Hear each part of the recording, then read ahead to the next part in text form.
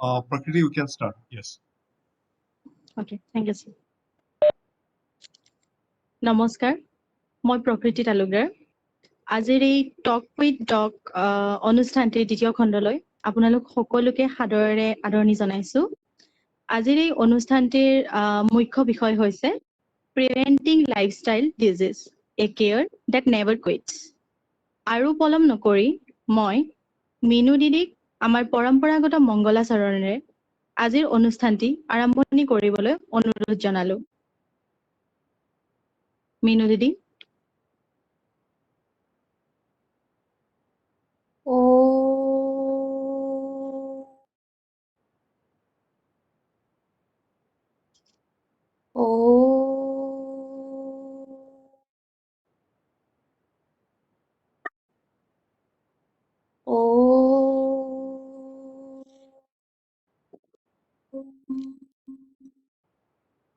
ॐ भद्रं कर्णेभिः शृणुयाम देवाः, भद्रं पश्येमाक्षवीर्यजत्राः, स्थिरैरङ्गैः सुष्ठुवागं सस्तनूभिः वशेम देवहितं यदायुः। ॐ शान्ति शान्ति शान्तिः। ॐ सहना भवतु, सहनो भुनक्तु, सह वीर्यं करवां वहै, तेजस्विनावधैतमस्तु मा विद्विषावहै। ॐ शान्ति शान्ति शान्तिः। ধন্যবাদ দিদি। সংগীত হৈছে আমাৰ জীৱনৰ এক অনবদ্য অংশ। বহু ক্ষেত্ৰত সংগীতে আমাৰ মানসিক স্থিতি সুস্থ আৰু সবল কৰি তোলে, আৰু সুস্থ সবল কৰি ৰখাত ই সদায় সহায়ক হয়। সেয়েহে আহকচোন অনুষ্ঠানটিৰ আৰম্ভণিতে আমি এটি সুন্দৰ গীত উপভোগ কৰি লওঁ। মই আমাৰ বিদ্যালয়ৰ মহাশ্বেতা দিদিক অনুৰোধ জনালো গীত পৰিৱেশন কৰিবলৈ।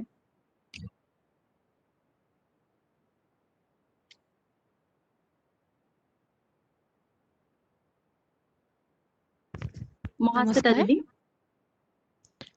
শুনিবলৈ পাইছে চাগে মোৰ মাতটো? হয় দিদি। নমস্কাৰ, গাবলৈ লৈছো। Mahasweta, can you switch on the camera? Is it possible? If it is not possible, okay, but just I asked. If it will take time, then leave it.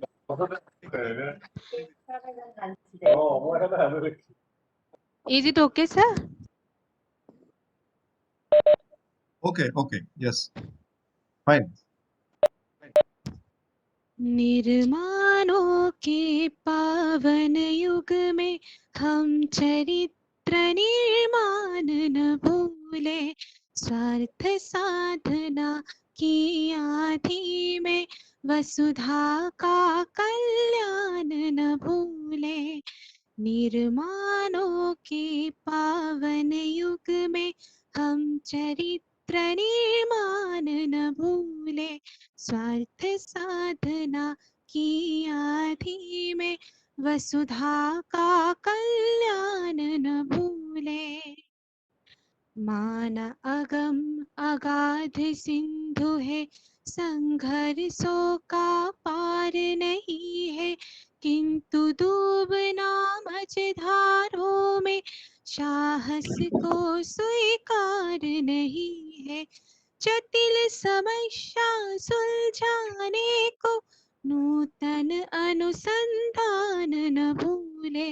निर्माणों के पावन युग में हम चरित्र निर्माण न भूले। शील विनय आदर्श श्रेष्ठता तार विना झंकार नहीं है। शिक्षा क्या स्वर साध सकेगी यदि नैतिक आधार नहीं है। कीर्ति कोमति की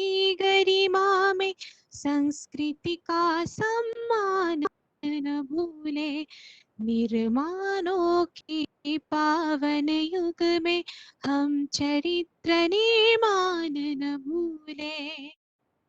आविष्कारों की कृतियों में यदि मानव का प्यार नहीं है, सृजनहीन विज्ञान व्यर्थ है, प्राणी का उपकार नहीं है।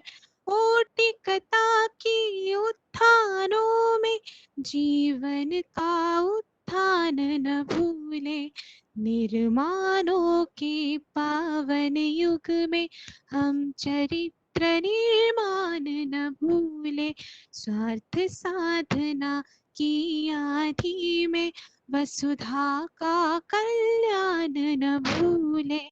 नूतन अनुसंधान न भूले। संस्कृति का सम्मान न भूले। जीवन का उत्थान न भूले।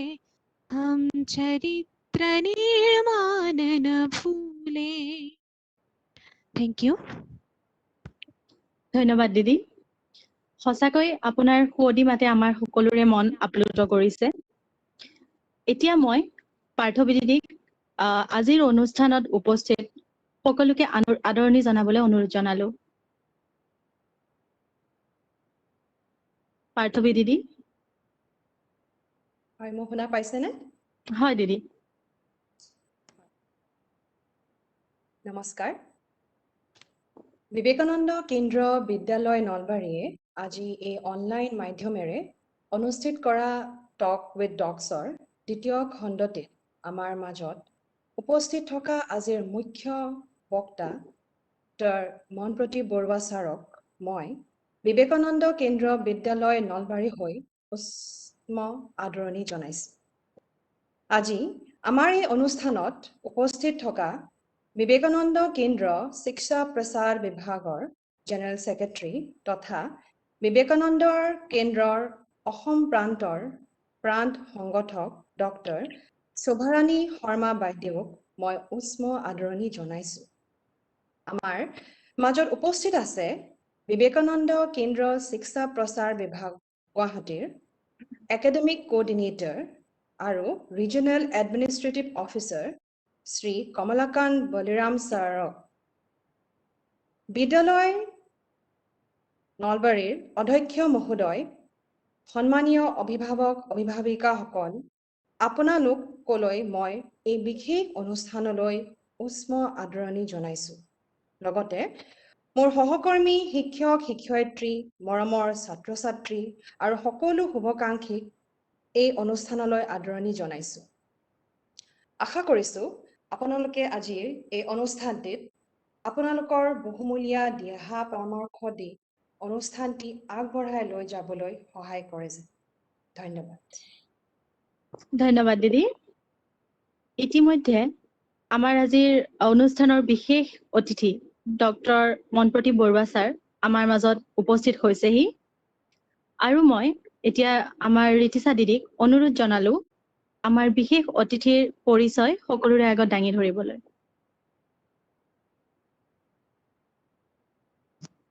ঋতিছা ধন্যবাদ দিদি। দিদি।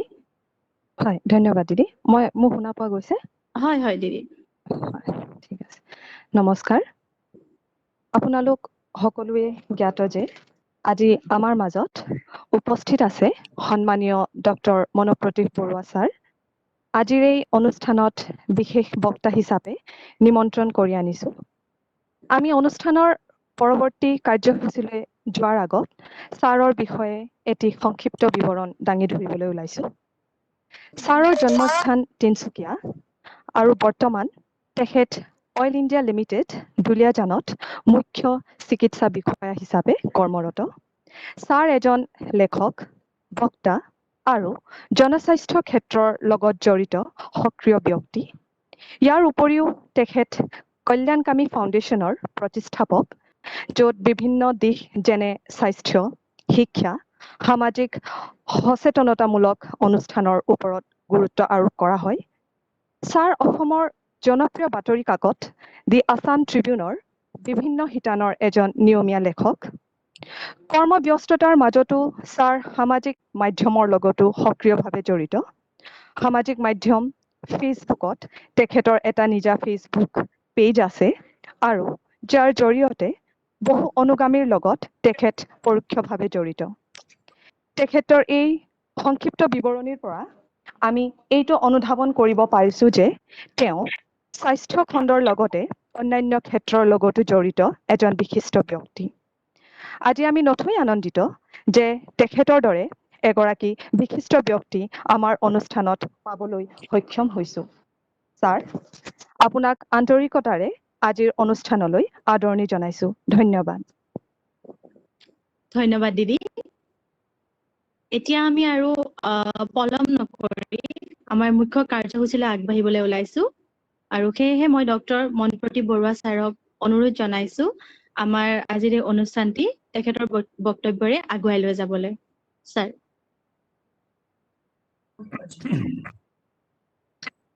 Good evening, everybody.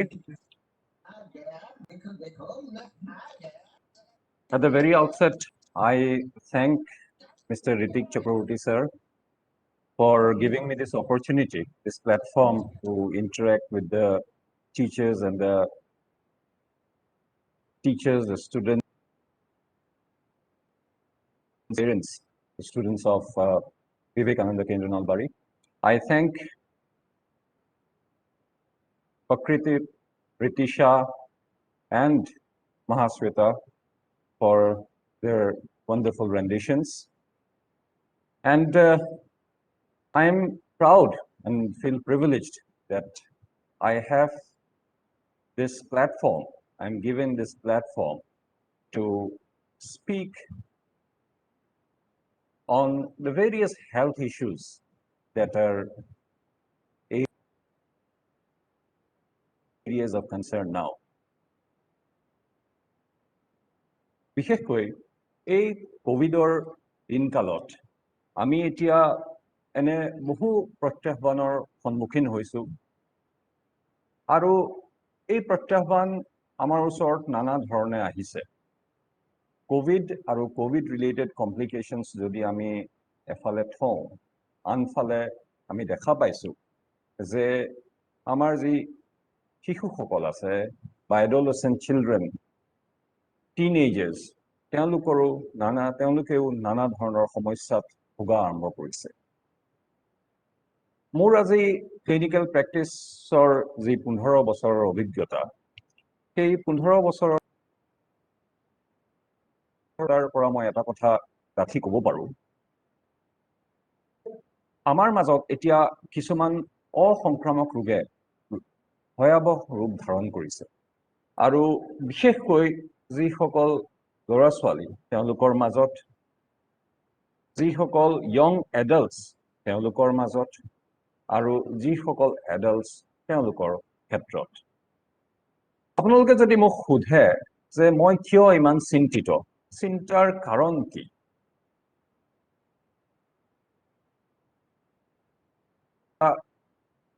মোৰ নিজৰ বক্তব্য আৰম্ভ কৰিব বিচাৰিছো আৰু সেইটো হৈছে যে আজি প্ৰায় 20 বছৰ আগতে যেতিয়া আমি মেডিকেল কলেজত পঢ়ি আছিলো তেতিয়া আমি দেখা পাইছিলো যে ডায়াবেটিস যেতিয়া আমি এজন ৰোগীৰ ক্ষেত্ৰত চিনাক্তকৰণ কৰো তেতিয়া সেই ৰোগীজনৰ এটা এভাৰেজ বয়স ধৰি লওক 50 বা 55 বছৰ মান হয়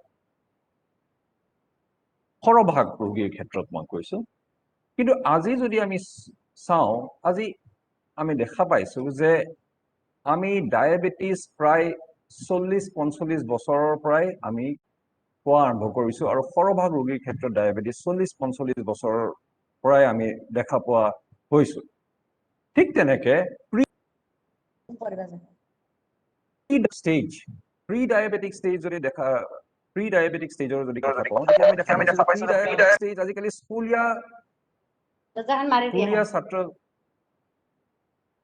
হেল্ল' নইজ আহি আছে সো আমি দেখা পাইছো যে প্ৰি ডায়াবেটিক স্টেজ স্কুলীয়া ছাত্ৰ ছাত্ৰীৰ মাজতো আজিকালি দেখা পোৱা গৈছে আৰু ইয়ং এডাল্টছৰ ক্ষেত্ৰত প্ৰি ডায়াবেটিক খুবেই এতিয়া বিয়পি পৰিছে আন যদি আপুনি অসংক্ৰামক ৰোগৰ কথা কয় যোনবিলাক আমি নিজৰ জীৱন ধাৰণ শৈলী বা প্ৰণালীৰ লগত কিছুমান বেমাৰ, সেই বেমাৰৰ যদি আমি কথা কওঁ, যেনেকৈ ধৰক 1 নম্বৰতে ফেটি লিভাৰ ইন চিলড্ৰেন খুবেই কমন হৈ পৰিছে। প্ৰি ডায়েবেটিক ইন চিলড্ৰেন খুবেই কমন হৈ পৰিছে। আৰু ঠিক তেনেকৈ হাইপাৰটেনশ্যন, উচ্চ ৰক্তচাপ খুব কমন হৈ পৰিছে।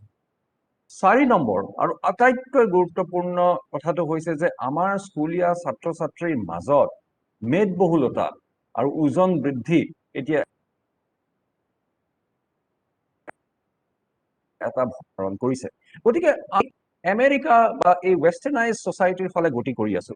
কিন্তু যদি আমি লাৰ্জাৰ পিকচাৰ চাওঁ, তেতিয়া আমি এটা কথা দেখা পাওঁ যে আমাৰ মাজত সেই হেল্থ ইনফ্ৰাষ্ট্ৰাকচাৰ নাই অসংক্ৰামক ৰোগসমূহক মোকাবিলা কৰিবলৈ, বা আমাৰ মাজত যি পৰ্যাপ্ত মাত্ৰাত সেই ষ্ট্ৰাকচাৰ, হেল্থ ইনফ্ৰাষ্ট্ৰাকচাৰৰ সৈতে মেন পাৱাৰ আদি কৰি যি ষ্ট্ৰাকচাৰ থাকিব, সেই বস্তু আমাৰ মাজত নাই। গতিকে আমি এতিয়া এটা পেণ্ডেমিকৰ মাজত আছো। জীৱন ধাৰণ শৈলীৰ লগত জড়িত বেমাৰসমূহৰ পেণ্ডেমিকৰ মাজত আছো। তাৰ উপৰি কোভিড আৰু COVID-19, আপোনালোকে হয়তো এটা বস্তু সকলোৱে অনুধাৱন কৰিছে যে কোভিডৰ সময়ছোৱাত স্কুলীয়া ছাত্ৰ ছাত্ৰীৰ স্ক্ৰীন টাইম প্ৰায় 200 গুণ বেছি বাঢ়ি গৈছে। যদি আগতে এজন ল'ৰা বা এজনী ছোৱালীয়ে 1.5 ঘণ্টা মোবাইল চাইছিল, আজিকালি 4 ঘণ্টা মোবাইল চাইছে। তাৰ ফলস্বৰূপত কি হৈছে? তাৰ ফলস্বৰূপত এক্সাৰচাইজ নোহোৱা হৈছে। ঘৰৰ ভিতৰতে আবদ্ধ হৈ থকাৰ ফলস্বৰূপত ৰাতি আৰু বেছিভাগ সময় মোবাইল আৰু কম্পিউটাৰ স্ক্ৰীন, আজিকালি টিভি নোচোৱা হৈছে ল'ৰা ছোৱালীবিলাক, সকলো সময়তে মোবাইলত ব্যস্ত। শ্লিপ হাইজিন অতি পুৱৰ হৈ গৈছে, টোপনি ভালকে নধৰে, আৰু লগতে মেদবহুলতা আৰু ওজন বৃদ্ধি যথেষ্ট পৰিমাণত বাঢ়িছে। গতিকে এইসমূহৰ ভয়াৱহ, এই বেমাৰসমূহৰ ভয়াৱহ ৰূপ আমি পেণ্ডেমিক শেষ হোৱাৰ এবছৰ বা দুবছৰ পিছত আমি দেখিম। চকুত কি এফেক্ট হ'ব আমি 2 বছৰৰ পাছত দেখা পাম। মেদবহুলতাই কি ৰূপ ধাৰণ কৰিব, ওজন বৃদ্ধিয়ে কি কৰিব, 2 বছৰৰ পাছত দেখা পাম। গতিকে এই বেমাৰসমূহে এতিয়া যি ছ'চিয়েল চাইণ্টিষ্ট আছে, এপিডেমিঅলজিষ্ট আছে, তেওঁলোকক যথেষ্ট চিন্তিত কৰিছে। আৰু আজি মই এখন পেপাৰ পঢ়ি আছিলো, এখন ইণ্টাৰনেশ্যনেল জাৰ্নেলত প্ৰকাশিত হোৱা এখন পেপাৰ মই পঢ়ি আছিলো, আৰু তাত কোৱা হৈছে যে COVID-19ৰ জীৱন ধাৰণ শৈলীৰ লগত জড়িত বেমাৰসমূহে, এইসমূহে কিন্তু আমাৰ ল'ৰা ছোৱালীৰ ক্ষেত্ৰত 20 বছৰৰ পাছত এটা বিৰাট ভয়াৱহ ক্ৰিয়া কৰিব, সেইটো নিশ্চিত। গতিকে আমি এতিয়া সজাগ হোৱাটো উচিত, সচেতন হোৱাটো উচিত। আৰু এতিয়া যিহেতু আমি কোভিডৰ 3rd ৱেভৰ কাৰণে প্ৰিপেয়াৰ হ'ব লাগিব, নাজানো আহিব নে নাহে, এইটো এটা অনিশ্চয়তাৰ মাজত আমি সকলোৱে আছো। কিন্তু কথাটো নিশ্চিত যে কোভিডৰ লগতে এতিয়া জীৱন ধাৰণ শৈলীৰ লগত জড়িত বেমাৰসমূহ যথেষ্ট বৃদ্ধি পাইছে।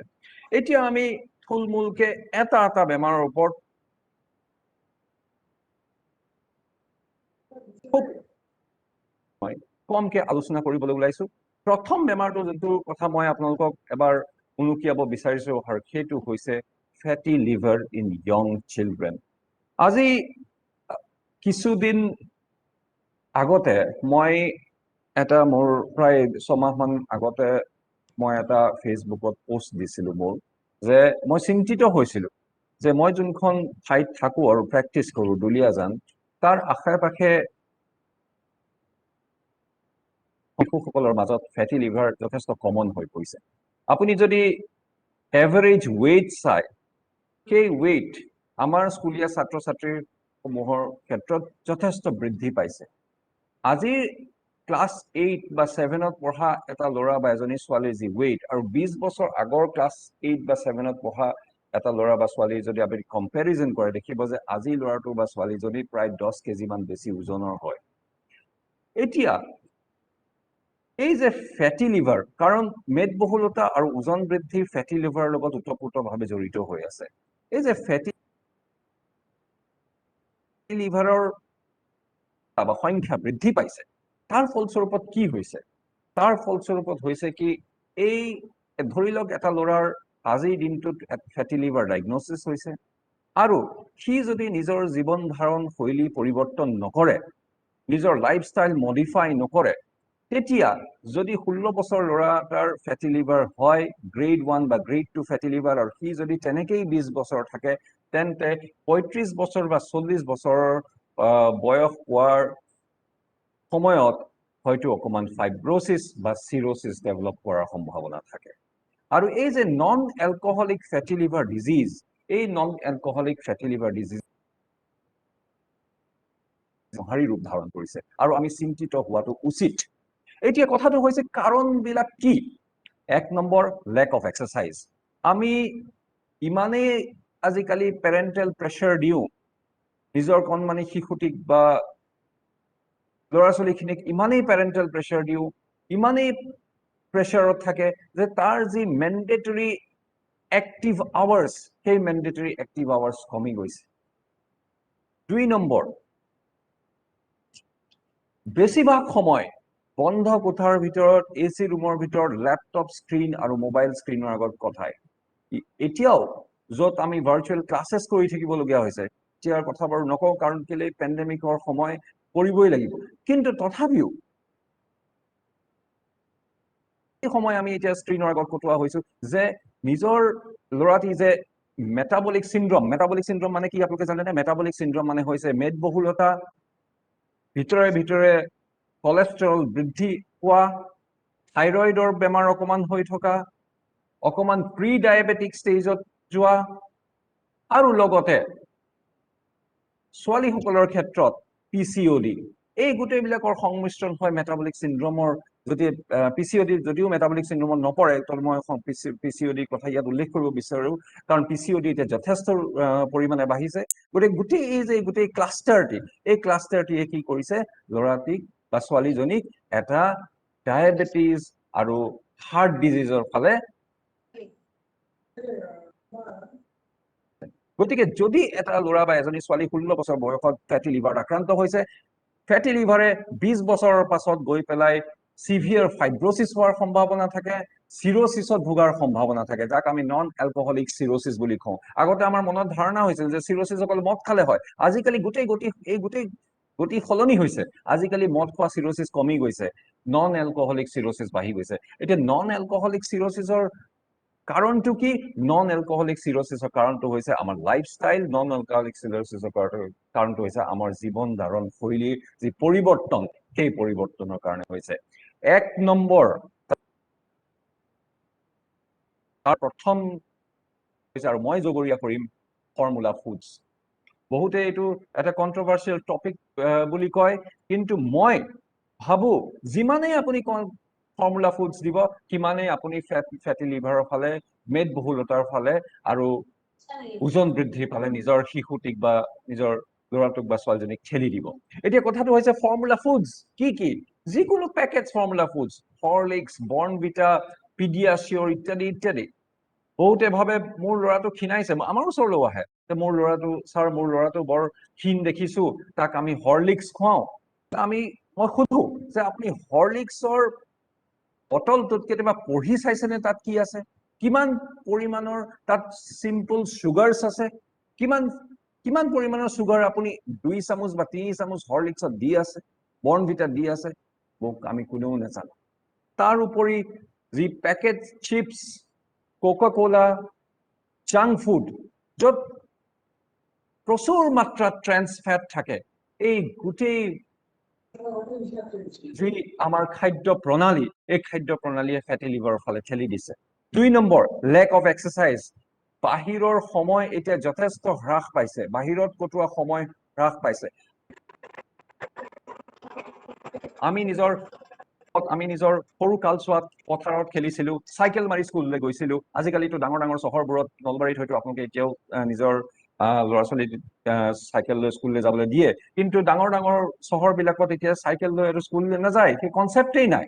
গতিকে এক্সাৰচাইজ নোহোৱা হৈ যায়। তাৰ উপৰি টিফিনত মেগী, জাংক ফুড, পাস্তা আৰু যিকোনো বগা বস্তু, অপৰ্যাপ্ত মাত্ৰ বগা বস্তু, গতিকে গোটেই বস্তুখিনি যদি আমি চাওঁ আমাৰ খাদ্য প্ৰণালী ৱেষ্টাৰ্ণাইজ হৈ গৈছে। তাৰ ফলস্বৰূপত ফেটি লিভাৰৰ যি মাত্ৰা, সেই ফেটি লিভাৰৰ মাত্ৰা, এই ফেটি লিভাৰৰ ইনচিডেন্স যথেষ্ট বৃদ্ধি পাইছে। লগতে বৃদ্ধি পাইছে অবেচিটি, মেদবহুলতা, লগতে বৃদ্ধি পাইছে ওজন বৃদ্ধি। আৰু এই গোটেই বস্তুবোৰে কি কৰিছে, এজন ল'ৰাক বা এগৰাকী ছোৱালীক পাছলৈ ডায়েবেটিক ষ্টেজলৈ ঠেলি দিছে, প্ৰি ডায়েবেটিক ষ্টেজলৈ ঠেলি দিছে, হাইপাৰ টেনশ্যনলৈ ঠেলি দিছে, হৃদৰোগৰ ফালে ঠেলি দিছে। আৰু আমি এতিয়া আজিকালি আচৰিত নহয় যেতিয়া আমি দেখো যে ৩৫ বছৰীয়া ৪০ বছৰীয়া ল'ৰা ছোৱালী, ল'ৰাৰ ক্ষেত্ৰত ছোৱালীৰ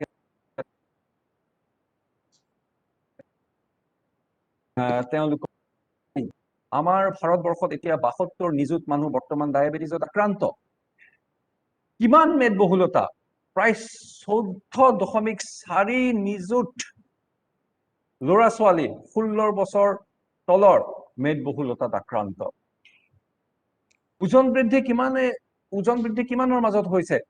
১৬৬ নিযুত ল'ৰা ছোৱালী ওজন বৃদ্ধিত আক্ৰান্ত। আৰু মই আপোনালোকক ডাঠি ক'ব পাৰো যে এই যে ওজন বৃদ্ধি আৰু মেদবহুলতা, এইবিলাকে কিন্তু গৈ পিছত ভয়াৱহ ৰূপ ধাৰণ কৰিব। আৰু এইটো গতিকে ট্ৰেন্সফৰ্মিং ইণ্ডিয়া, এই যে ইণ্ডিয়াৰ যি ট্ৰেন্সফৰ্মেশ্যন হৈ আছে, আমি যে এটা আমেৰিকাৰ ফালে গতি কৰি আছো, সেইটো নিশ্চিত। এতিয়া কথাটো হৈছে যে আমি কি কৰাটো উচিত। চক কি কৰা উচিত সেইটো মই কম, কিন্তু প্ৰথমতে কাৰণকেইটা জনাটো তাতকৈ বেছি প্ৰয়োজনীয়। গতিকে প্ৰি ডায়েবেটিকৰ কথা কওঁ। বহু ল'ৰা ছোৱালী এতিয়া প্ৰি ডায়েবেটিকত আক্ৰান্ত। যদি আমি ২৫ বছৰ তলৰ ল'ৰা ছোৱালীখিনিৰ মাজত চাওঁ, তেতিয়া দেখা পোৱা গৈছে যে প্ৰায় 10% of all India is suffering from pre-diabetes at one point of time. আৰু এইটো যথেষ্ট ডাঙৰ ফিগাৰ এটা। কেৰেলা, মণিপুৰ, মিজোৰাম, ত্ৰিপুৰা, ছিকিম, এইবিলাক ৰাজ্যতো সংহাৰী ৰূপ ধাৰণ কৰিছে প্ৰি ডায়েবেটিছে।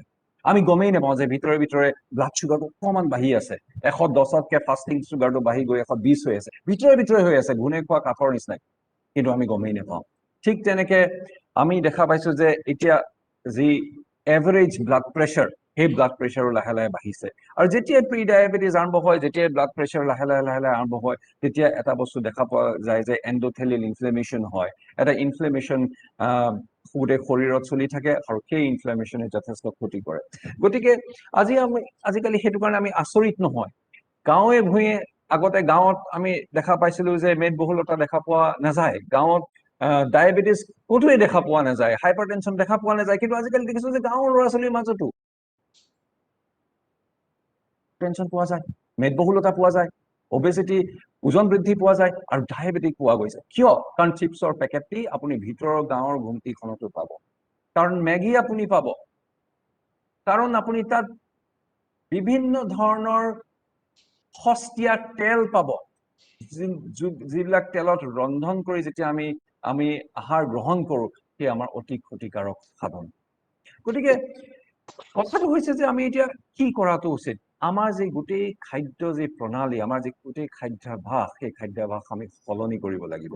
আৰু আমি ষ্টাৰ্ট কৰিব লাগিব আজিৰ পৰাই, আৰম্ভ কৰিব লাগিব আজিৰ পৰাই। আজি কিছুদিন আগতে মই এখন স্কুললৈ গৈছিলো, তাত মোক নিমন্ত্ৰণ কৰিছিলে, আৰু মই সেই স্কুলখনত এটা ডাঙৰ হল আছিল, জেম পেকড হৈ আছিল, আৰু তাত মই ছাত্ৰ ছাত্ৰীসকলক সুধিলো যে what is the thing that you value most in life? তোমালোকে কি বস্তু আটাইতকৈ ভাল পোৱা, কি বস্তু কৰিব বিচৰা, বা কি বস্তু আহৰণ কৰিব বিচৰা? তাৰ ভিতৰতে এজনে উত্তৰ দিলে যে মই জ্ঞান আহৰণ কৰিব বিচাৰো, নলেজ। এগৰাকীয়ে ক'লে মানি, পইচা। এজনে ক'লে মই ফেমাছ হ'ব বিচাৰো, কোনোবা এজনে ক'লে মই ৰক ষ্টাৰ হ'ব বিচাৰো। তেনেকে নানা ধৰণে নানা উত্তৰ দিলে। তাৰপিছত তেওঁলোকে সুধিলে, তেতিয়া মই তেওঁলোকক ক'লো যে এতিয়া তোমালোকে সোধাচোন, মোক যদি তোমালোকে সোধা যে আপুনি কি আহৰণ কৰিব বিচাৰে, আপুনি কি বিচাৰে মই ক'লো মই এটাই বস্তু বিচাৰো আৰু সেইটো হৈছে স্বাস্থ্য, হেল্থ। কাৰণ হেল্থ যেতিয়া নাথাকে তেতিয়া একো নাথাকে। গতিকে এই যে হেল্থৰ কনচেপ্টটো আমি এতিয়াও টেকেন ফৰ গ্ৰান্টেড লৈ আছো। আমি ভাবিছো যে হৈ যাব, চলতা হে চল যায়গা। আমি নাজানো আমাৰ শৰীৰৰ মাজত কি হৈ আছে। এৱেৰনেছ, সজাগতা অতি কম এতিয়াও আমাৰ মাজত। আমি নাজানো যে, আমি ভাবিবই নোৱাৰো, কল্পনাই কৰিব নোৱাৰো যে এজন স্কুলীয়া ছাত্ৰও প্ৰি ডায়েবেটিকত আক্ৰান্ত হ'ব পাৰে। আমি এইটো নাজানো যে স্কুলীয়া ছাত্ৰ মেদবহুলতাত আক্ৰান্ত হৈ ফেটি লিভাৰত ভিতৰে আক্ৰান্ত হৈ থাকিব পাৰে, আৰু সেই ফেটি লিভাৰ গ্ৰেড 2 হ'ব পাৰে। আৰু গ্ৰেড 2 হলে 20 বছৰ সময়ত ফাইব্ৰচিছৰ পৰা চিৰচিছ হোৱাৰ সম্ভাৱনা 80% বৃদ্ধি পায়। 10জন ফেটি লিভাৰত আক্ৰান্ত শিশু, 16 বছৰীয়া ল'ৰা বা ছোৱালী 40 বছৰত গৈ তাৰ এজনৰ চিৰচিছ হ'ব, সেইটো খাটা। কিন্তু কথাটো হৈছে আমি জীৱন ধাৰণ শৈলী বা পৰিৱৰ্তন কৰি সেইটো ৰোধ কৰিব পাৰো। ঠিক তেনেকে প্ৰি ডায়েবেটিক ষ্টেজত যদি আমি কাৰোবাক ধৰা পেলাব পাৰো, তেতিয়া আমি ডায়েবেটিছত ঠেলিব পাৰো, 10 বছৰলৈ ঠেলিব পাৰো, 20 বছৰলৈ ঠেলিব পাৰো। জীৱন ধাৰণ শৈলী পৰিৱৰ্তন, এক্সাৰচাইজ কৰি, খাদ্যাভ্যাস সলনি কৰি আমি ঠেলিব পাৰো। আৰু এই গোটেই বস্তুখিনি যদি আমি নকৰো, তেতিয়া কিন্তু আমাৰ ল'ৰা ছোৱালীখিনিক আমি বিপদৰ মুখত ঠেলি দিয়া হ'ব। এতিয়া আৰু এটা কথা আহি পৰিছে যে আমি কেতিয়া স্ক্ৰীন কৰিম। আমাৰ ভাৰতবৰ্ষত তেনেকুৱা কোনো সাংঘাতিক জীৱন ধাৰণ শৈলীৰ লগত জড়িত বেমাৰসমূহৰ স্ক্ৰিনিং নেশ্যনেল প্ৰগ্ৰাম নাই। গতিকে আমি যদি স্ক্ৰীন কৰিব বিচাৰো, আমি নিজেই স্ক্ৰীন কৰিব লাগে। আমি নিজেই প্ৰত্যেকজন মাক আৰু দেউতাক এতিয়া সজাগ হ'ব লাগিব আৰু সচেতন হ'ব লাগিব। যদি দেখিছে যে নিজৰ শিশুটি অকমান ৱেইট গেইন কৰিছে, যদি দেখিছে যে নিজৰ শিশুটি অকমান মেদবহুল হৈছে, তেন্তে অনুগ্ৰহ কৰি বছৰেকত এবাৰ হ'লেও লিভাৰৰ আল্ট্ৰাচাউণ্ড এটা কৰাওক, লিভাৰ ফাংচন টেষ্টটো কৰাওক। বছৰেকত এবাৰ হ'লেও চুগাৰটি টেষ্ট কৰক, এবাৰ ৰক্তচাপ মেজাৰ কৰক, জোখক। আৰু আপুনি দেখিব যে আপুনি তাৰ পৰা লাভৱান্বিত হ'ব। দেখিব যে সেই যে মনিটৰিংটোৱে যথেষ্ট সহায় কৰিব। ৰক্তচাপ আমাৰ ইয়ং ল'ৰা ছোৱালীৰ ক্ষেত্ৰত যথেষ্ট কমন। বহু ল'ৰা ছোৱালী এতিয়া প্ৰি হাইপাৰটেনশ্যন ষ্টেজত থাকে, ব্লাড প্ৰেছাৰ 130/90 আৰু 20 বছৰৰ ল'ৰা বা ছোৱালী এজনী যদি ব্লাড প্ৰেছাৰ 130/90 থাকে, 40 বছৰত গৈ 140/90 হয়, আৰু 45 বছৰ 150/90 হ'বলৈ সময় নালাগে, কিন্তু হোৱাটো খাটাং। গতিকে যেতিয়াই উচ্চ ৰক্তচাপ হয়, তেতিয়া ষ্ট্ৰোক হোৱাৰ সম্ভাৱনা থাকে। যেতিয়াই মেদবহুলতা হয় বা ওজন বৃদ্ধি হয়, ডায়েবেটিছ হয়, হৃদৰোগত আক্ৰান্ত হোৱাৰ সম্ভাৱনা থাকে। গতিকে আমি এতিয়া যে তেওঁলোকক গ'ল ছেট কৰিছো, আমাৰ শিশুসকলক আমি গ'ল ছেট কৰো যে তোমালোকে ডাঙৰ পুলিচ অফিচাৰ হ'ব লাগিব, তোমালোকে চাইণ্টিষ্ট হ'ব লাগিব, তোমালোকে ইঞ্জিনিয়াৰিং CEE ক্ৰেক কৰি ইঞ্জিনিয়াৰ হ'ব লাগিব, তোমালোকে বিউৰ'ক্ৰেটছ হ'ব লাগিব। আমি এটা গ'ল ছেট কৰিব লাগে যে তোমালোকে যেন এক আনএণ্ডিং প্ৰচেছত যোৱা, য'ত তোমালোকে নিজৰ শৰীৰটিক টেম্পল বুলি ভাবিবা, মন্দিৰ বুলি ভাবা, আৰু সদায় যেন নিজৰ শৰীৰটিক পূজা কৰা। আৰু তাৰ কাৰণে অনুগ্ৰহ কৰি প্ৰত্যেকগৰাকী অভিভাৱকক মোৰ এইটো অনুৰোধ যে আপোনালোকে সেই এটা যি হেবিট, ফিজিকেল এক্টিভিটিৰ যি হেবিট, সেই হেবিটটি যেন আপোনালোকে নিজৰ ল'ৰা ছোৱালীৰ মাজত জগাই তোলক। সেই হেবিটটি যেন আগতে যে কৰিছিলি, আজিকালি নকৰা। ইমান বেমাৰৰ কথা লাগিছে না, সেই যে কাৰোবাৰ যদি মাইক্ৰফোন অন হৈ আছে, অনুগ্ৰহ কৰি অফ কৰি দিব।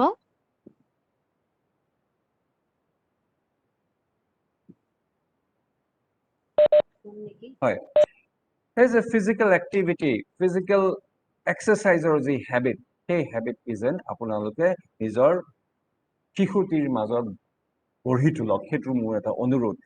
এটা চিম্পল ফাণ্ডা, এটা চিম্পল লজিক হৈছে, যদি এজন ল'ৰা বা ছোৱালীয়ে মিনিমাম 20 মিনিট প্ৰত্যেক দিনাই খোজ কাঢ়ে, মিনিমাম 20 মিনিট খোজ কাঢ়ে, তেন্তে নিজৰ শৰীৰৰ কাৰণে যথেষ্ট উপকাৰী সাব্যস্ত হয় এতিয়া কথাটো হৈছে যে এই 20 মিনিট সদায় কৰিব নালাগে 5 দিনো যদি সপ্তাহৰ ভিতৰত কৰে তেন্তে যথেষ্ট লাভ হ'ব প্ৰত্যেকজন শিশুৰ কাৰণে ঠিক তেনেকে simple habit simple food related change আৰম্ভ কৰে যেনেকে ধৰক আপোনালোকে যেতিয়া পুৱাৰ আহাৰ গ্ৰহণ কৰে সেই পুৱাৰ আহাৰত যে দুটা ফল মূল আপোনালোকে অন্তৰ্ভুক্ত কৰক প্ৰত্যেকজন অভিভাৱকে নিজৰ শিশুটিক পুৱা আহাৰত দুটা ফল মূল খোৱাৰ এটা অভ্যাস গঢ়ি তোলক হৰলিক্স বৰ্ণভিটা আৰু হেল্থ ড্ৰিংক চেনিযুক্ত যি বস্তু এইবিলাক বৰ্জন কৰক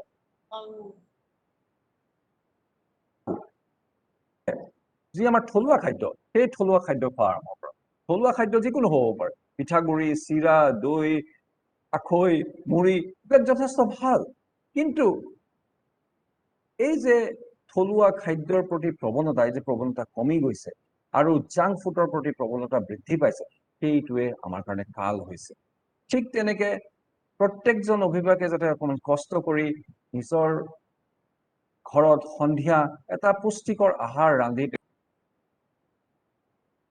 ছোৱালীক দিয়ক সদায় এটা কথা মন কৰিব মগজুৰ বিকাশৰ কাৰণে আৰু শাৰীৰিক বিকাশৰ কাৰণে কিছুমান খুব এসেনশিয়েল ভিটামিনছ আৰু মাইক্ৰনিউট্ৰিয়েন্টছ আছে যেনেকে ধৰক ওমেগা 3 ফেটি এচিডছ যেনেকে ধৰক ভিটামিন B6 B12 যেনেকে ধৰক vitamin E A D E and K আৰু খুব ভাল প্ৰটিন সমূহ এতিয়া এইবিলাক কিহৰ পৰা পোৱা যায় ভিটামিন ওমেগা 3 ফেটি এচিড আপুনি সকলো ধৰণৰ নাটছ এণ্ড সিডছৰ পৰা পাব ৱালনাটছ এলমণ্ডছ ইত্যাদিৰ vitamin A D E and K আৰু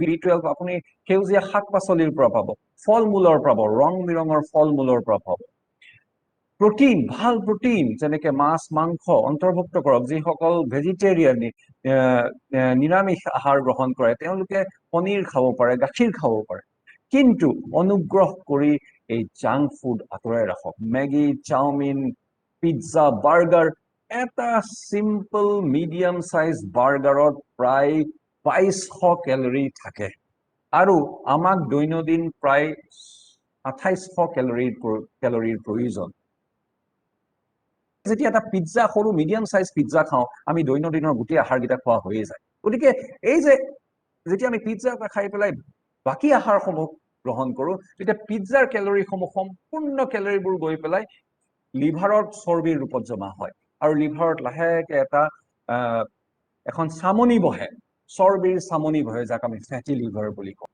গতিকে এনে ধৰণে চেঞ্জ হয় এনে ধৰণে পৰিৱৰ্তন হয় আৰু গতিকে আমি সেইবোৰৰ প্ৰতি এতিয়া সজাগ হ'ব লাগিব সচেতন হ'ব লাগিব এতিয়া কথাটো হৈছে যে আৰু কি খাদ্য সলনি কৰিব পাৰে নিজৰ শিশুটিক আপুনি মই অলৰেডি এটা কথা কৈছো ইতিমধ্যে কৈছো যে দুটা ফল অন্তৰ্ভুক্ত কৰক বিদেশৰ যি উন্নত দেশসমূহ আছে তাত already 5 fruits a day program 3 fruits a day program আৰম্ভ কৰিছে তিনটা ফল মূল তেওঁলোকে টিফিনত দিবই লাগে তেওঁলোকৰ ল'ৰা ছোৱালীক গতিকে আমাৰ সেই অভ্যাস এতিয়ালৈকে গঢ় লৈ উঠা নাই আমি ফল মূল খুব কম খাওঁ শাক পাচলি কম খাওঁ আমি প্ৰসেসড ফুডৰ ফালে গুচি গৈছো আৰু এতিয়াতো অসমত বা গোটেই ভাৰতবৰ্ষত আন এটা পৰিৱৰ্তন আহিছে আৰু সেইটো হৈছে ফ্ৰোজেন ফুডছ ধুনীয়া ধুনীয়া পেকেটত আপুনি দেখিব যে এই আপোনাৰ বাৰ্গাৰ্ছ চিকেন নাগেটছ য'ত আপুনি অকমান তেল দি পেলাই ফ্ৰাই কৰি দিলে দি দিব পৰা যায় খুব তৃপ্তিৰে ল'ৰা ছোৱালীবিলাকে খায় কিন্তু সেইবিলাক অত্যন্ত অপকাৰী কাৰণ প্ৰচুৰ মাত্ৰাত ট্ৰেন্স ফেট থাকে প্ৰচুৰ মাত্ৰাত পাম অইল অতি নিম্ন খাপৰ নিম্ন মানৰ পাম অইলৰ পৰা তৈয়াৰ কৰে তাত ভাজে আৰু সেইবিলাকে যথেষ্ট ক্ষতি কৰে ট্ৰাইগ্লিচাৰাইড বঢ়াই দিয়ে কোলেষ্ট্ৰল বঢ়াই দিয়ে HDL ভাল কোলেষ্ট্ৰল কমাই দিয়ে আৰু তাৰ ফলস্বৰূপত আমি এতিয়া কি হৈছে এই যে জীৱন ধাৰণ শৈলীৰ লগত জড়িত যি বেমাৰসমূহ সেই বেমাৰসমূহৰ পেণ্ডেমিকৰ ফালে আমি গতি কৰি আছো চাই আছো আৰু আপোনালোকে এটা কথা মন কৰিছেনে কোভিডৰ যি বৰ্তমান ৰূপ সেই কোভিডে কিন্তু ধাৰণ কৰিছে যিসকল মেদবহুল তেওঁলোকৰ ক্ষেত্ৰত যিসকল উচ্চ ৰক্তচাপত আক্ৰান্ত তেওঁলোকৰ ক্ষেত্ৰতে, যিসকল ডায়েবেটিক তেওঁলোকৰ ক্ষেত্ৰতে। গতিকে আপুনি এটা কথা ক'ব নোৱাৰে, আমি এইটো কথা ক'ব নোৱাৰো যে 20 বছৰ পাছত বা 15 বছৰ পাছত বা 10 বছৰ পাছত কোভিডৰ নিচিনা আৰু এটা ভাইৰাছ আহিব পাৰে। তেতিয়া হয়তো সেই ভাইৰাছটি আমাৰ শিশুসকলক, এতিয়াৰ শিশু তেতিয়াৰ ডেকা চামক আক্ৰান্ত কৰিব পাৰে। আৰু তেওঁলোক যদি মেদবহুলতাত আক্ৰান্ত হয়, তেওঁলোক যদি উচ্চ ৰক্তচাপত আক্ৰান্ত হয়, তেতিয়া কিন্তু তেওঁলোকৰ কাৰণে যথেষ্ট ক্ষতিকাৰক হ'ব সেই গোটেই বেমাৰটি। গতিকে আমি নিজৰ ল'ৰা ছোৱালীৰ মাজত এই যে ফিজিকেল এক্টিভিটি, এই ফিজিকেল এক্টিভিটিৰ এই যে হেল্থ ৰিলেটেড এৱেৰনেছ, এই এৱেৰনেছৰ সজাগতাৰ সৃষ্টি কৰিবই লাগিব। তাৰ ছাড়া আৰু কোনো গতি নাই, মই ভাবো যে তাৰ ছাড়া গতি নাই। আৰু মোৰ অতি দুখ লাগে যেতিয়া মই দেখো যে কণমানি শিশুসকল মেদবহুল, উচ্চ ৰক্তচাপত আক্ৰান্ত, প্ৰি ডায়েবেটিক ষ্টেজত আছে, ফেটি লিভাৰত আক্ৰান্ত। কাৰণ মই এইটো বস্তু গম পাওঁ যে পাছলৈ গৈ তেওঁলোকে কিন্তু কষ্ট পাব, সেই বস্তু জানো। গতিকে মোৰ এইটো এটা মিছন, যাতে মই এই যে মেছেজটি, এই মেছেজটি যাতে সকলোকে দিওঁ যে আপোনালোকে যে অনুগ্ৰহ কৰি যেনেকে নিজৰ ল'ৰা ছোৱালী পঢ়া শুনাৰ ওপৰত নজৰ ৰাখে, যেনেকে নিজৰ ল'ৰা ছোৱালীৰ আৰু এক্সট্ৰা কো কাৰিকুলাৰ এক্টিভিটিজৰ ওপৰত নজৰ ৰাখে, সেনেকে যেন নিজৰ ল'ৰা ছোৱালীক এই স্বাস্থ্যৰ দিশটিৰ ওপৰতো অকণমান নজৰ দিয়ক। প্ৰত্যেকজন অভিভাৱকে নিজৰ ল'ৰাটিক বা নিজৰ ছোৱালীজনীক লৈ আবেলি অকণমান খোজকাঢ়ি, যদি এতিয়া কাৰফিউ 5টালৈকে আছে, আপোনালোকে 4টাৰ পৰা 5টালৈকে খোজকাঢ়িব পাৰে, 4টা বা 4:30লৈকে খোজকাঢ়িব। এইটো এটা অভ্যাসত পৰিণত যেন হওক, যাতে নিজৰ শিশুটিক লৈ ওলাই যাওক, অকণমান ওলাই যাওক, বা বাগিচাখনতে অকণমান ফুৰক, অকণমান বেডমিণ্টন খেলক, অকণমান বল খেলক। এই যে সাধাৰণ যি জীৱন ধাৰণ শৈলীৰ পৰিৱৰ্তনে যথেষ্টখিনি বেনিফিটছ দিব, প্ৰত্যেকৰ জীৱনতেই দিব। আৰু আমি এতিয়া হোৱাৰ সময় আহি পৰিছে।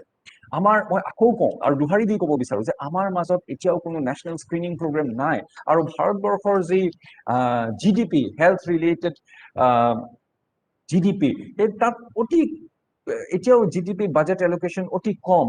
গতিকে আমাৰ মাজত তেনেকুৱা জীৱন ধাৰণ শৈলী ৰোধ কৰা, বিশেষকৈ ডেকা চামৰ মাজত জীৱন ধাৰণ শৈলী ৰোধ কৰা কিন্তু এতিয়াও প্ৰগ্ৰেম বহু দিনলৈ নাহে। আমি এতিয়াও মেলেৰিয়াৰ লগত যুঁজি আছো, ডেংগুৰ লগত যুঁজি আছো, মেটাৰ্নেল মৰ্টেলিটিৰ লগত যুঁজি আছো। গতিকে আমাৰ এতিয়া সেই প্ৰতি মনোযোগ দিয়াৰ আমাৰ সময় নাই। গতিকে প্ৰত্যেকজন অভিভাৱকে নিজেই সচেতন হ'ব লাগিব, নিজেই সজাগ হ'ব লাগিব। COVID-19 আমাক বহু বস্তু শিকাইছে, আৰু এইটো বস্তু শিকাইছে যে আমি ফিট থকাটো কিমান প্ৰয়োজন, কিমান দৰকাৰী। আজি মই নিজৰ ব্যক্তিগত এটা উদাহৰণ দিওঁ। মোৰ দেউতা প্ৰায় 82 বছৰ বয়সৰ, তেওঁ এজন এক্সট্ৰিমলি ফিট মানুহ। তেওঁ COVID-19ত আক্ৰান্ত হ'ল, আৰু যোৱা বছৰ তেওঁ যথেষ্ট কোভিডক যুঁজ দি তেওঁ মৃত্যু মুখৰ পৰা বাচি ওলাই আহিল। তেওঁ 82 বছৰলৈকে তেওঁৰ না ডায়েবেটিছ, না উচ্চ ৰক্তচাপ, না কলেষ্ট্ৰলৰ বেমাৰত আক্ৰান্ত। আৰু তেওঁ যেতিয়া কোভিড আক্ৰান্ত হৈ যোনখন হস্পিটেলত আছিল, ময়ো সেইখন হস্পিটেলতে এদিন থাকিব লগা হৈছিল। মই দেখিলো ডেকা ল'ৰা, ডেকা মানুহ কোভিডত আক্ৰান্ত হৈ মৃত্যু সাৱটি ল'বলগীয়া হৈছে। আৰু যদি আপোনালোকে এটা ক্ৰছ ছেকশ্যনেল ষ্টাডি কৰে, দেখা পাব যে সৰহভাগ কিন্তু ডায়েবেটিছত আক্ৰান্ত, উচ্চ ৰক্তচাপত আক্ৰান্ত, মেদবহুলতা, অবেচিটি ইজ এ কালপ্ৰিট, অবেচিটিত আক্ৰান্ত। গতিকে সজাগ হ'ব লাগিব, সচেতন হ'ব লাগিব, আৰু নিজৰ যি ফ'কাছ, সেই ফ'কাছ আমি স্বাস্থ্যৰ ওপৰত দিবই লাগিব। শিশুসকলৰ মাজত আমি এই যি এটা হেল্থ ৰিলেটেড চেঞ্জ, সেই চেঞ্জ আমি আশ্বাৰ কৰিব লাগিব, আমি গঢ় দিবই লাগিব, তেওঁলোকক আৰু সজাগ কৰিব লাগিব। গতিকে প্ৰত্যেকজন শিশুৱে যেন 20 মিনিট এক্সাৰচাইজ কৰে, 10 মিনিট য়োগা কৰিব পাৰে, প্ৰাণায়াম কৰিব পাৰে, অকণমান বাগিচাখনতে ফুৰিব পাৰে, বেডমিণ্টন খেলিব পাৰে। তেওঁলোকে যেন নিজৰ কেলৰি বাৰ্ণ কৰক, আৰু খাদ্যাভাসৰ ওপৰত, এই খাদ্য বস্তু খাই আছে তাৰ ওপৰত চোকা দৃষ্টি ৰাখক। মই ঋত্বিক ছাৰক কৈছিলো যে মই মোৰ বক্তৃতা প্ৰায় আধা ঘণ্টা 40 মিনিট মানত সামৰিম। অলৰেডি মই 7টালৈ 20 মিনিট থাকোঁতে 6:40 পৰা আৰম্ভ কৰিছিলোঁ। মই এতিয়া মোৰ বক্তব্য আৰু বেছি দীঘলীয়া নকৰোঁ। চাওক, এই বিষয়ত বহু ক'বলগীয়া আছে, বহু সূক্ষ্ম কথা ক'বলগীয়া আছে, য'ত হয়তো মই যোনখিনি হয়তো মই আজি এইটো প্লেটফৰ্মত ক'ব নোৱাৰো, হয়তো আপোনালোক কেতিয়াবা ফিজিকেলি লগ পালে মই ক'ম। আৰু বহু এনেকুৱা টিপছ আছে, কাইদা আছে, যোনবিলাক আপোনালোকে যদি কৰে, আপোনালোকৰ ল'ৰা ছোৱালীয়ে নিজৰ খাদ্যাভ্যাস সলনি কৰিব পাৰিব, খাব পাৰিব, আৰু তেওঁলোকৰ ফুড হেবিট চেঞ্জ কৰিব পাৰিব। গতিকে আমি স্মাৰ্ট ইটিং কৰাৰ এতিয়া সময় আহি পৰিছে, আমি স্মাৰ্ট লিভিং কৰাৰ সময় আহি পৰিছে, আৰু আমি সজাগ হোৱাৰ সময় আহি পৰিছে। তো ইয়াকে কৈ মোৰ বক্তব্য মই সামৰিব বিচাৰিছো। মই অনুৰোধ কৰিছো যাতে আপোনালোকে যে নিজৰ প্ৰশ্ন উপস্থাপন কৰে, মই প্ৰশ্ন উত্তৰ দিবলৈ সুখী হ'ম, কাৰণ সেইটোৱে আটাইতকৈ খুব এণ্টাৰটেইনিং বস্তু হয় ভাৰ্চুৱেল প্ৰেজেণ্টেশ্যনৰ। ঋতিক ছাৰ।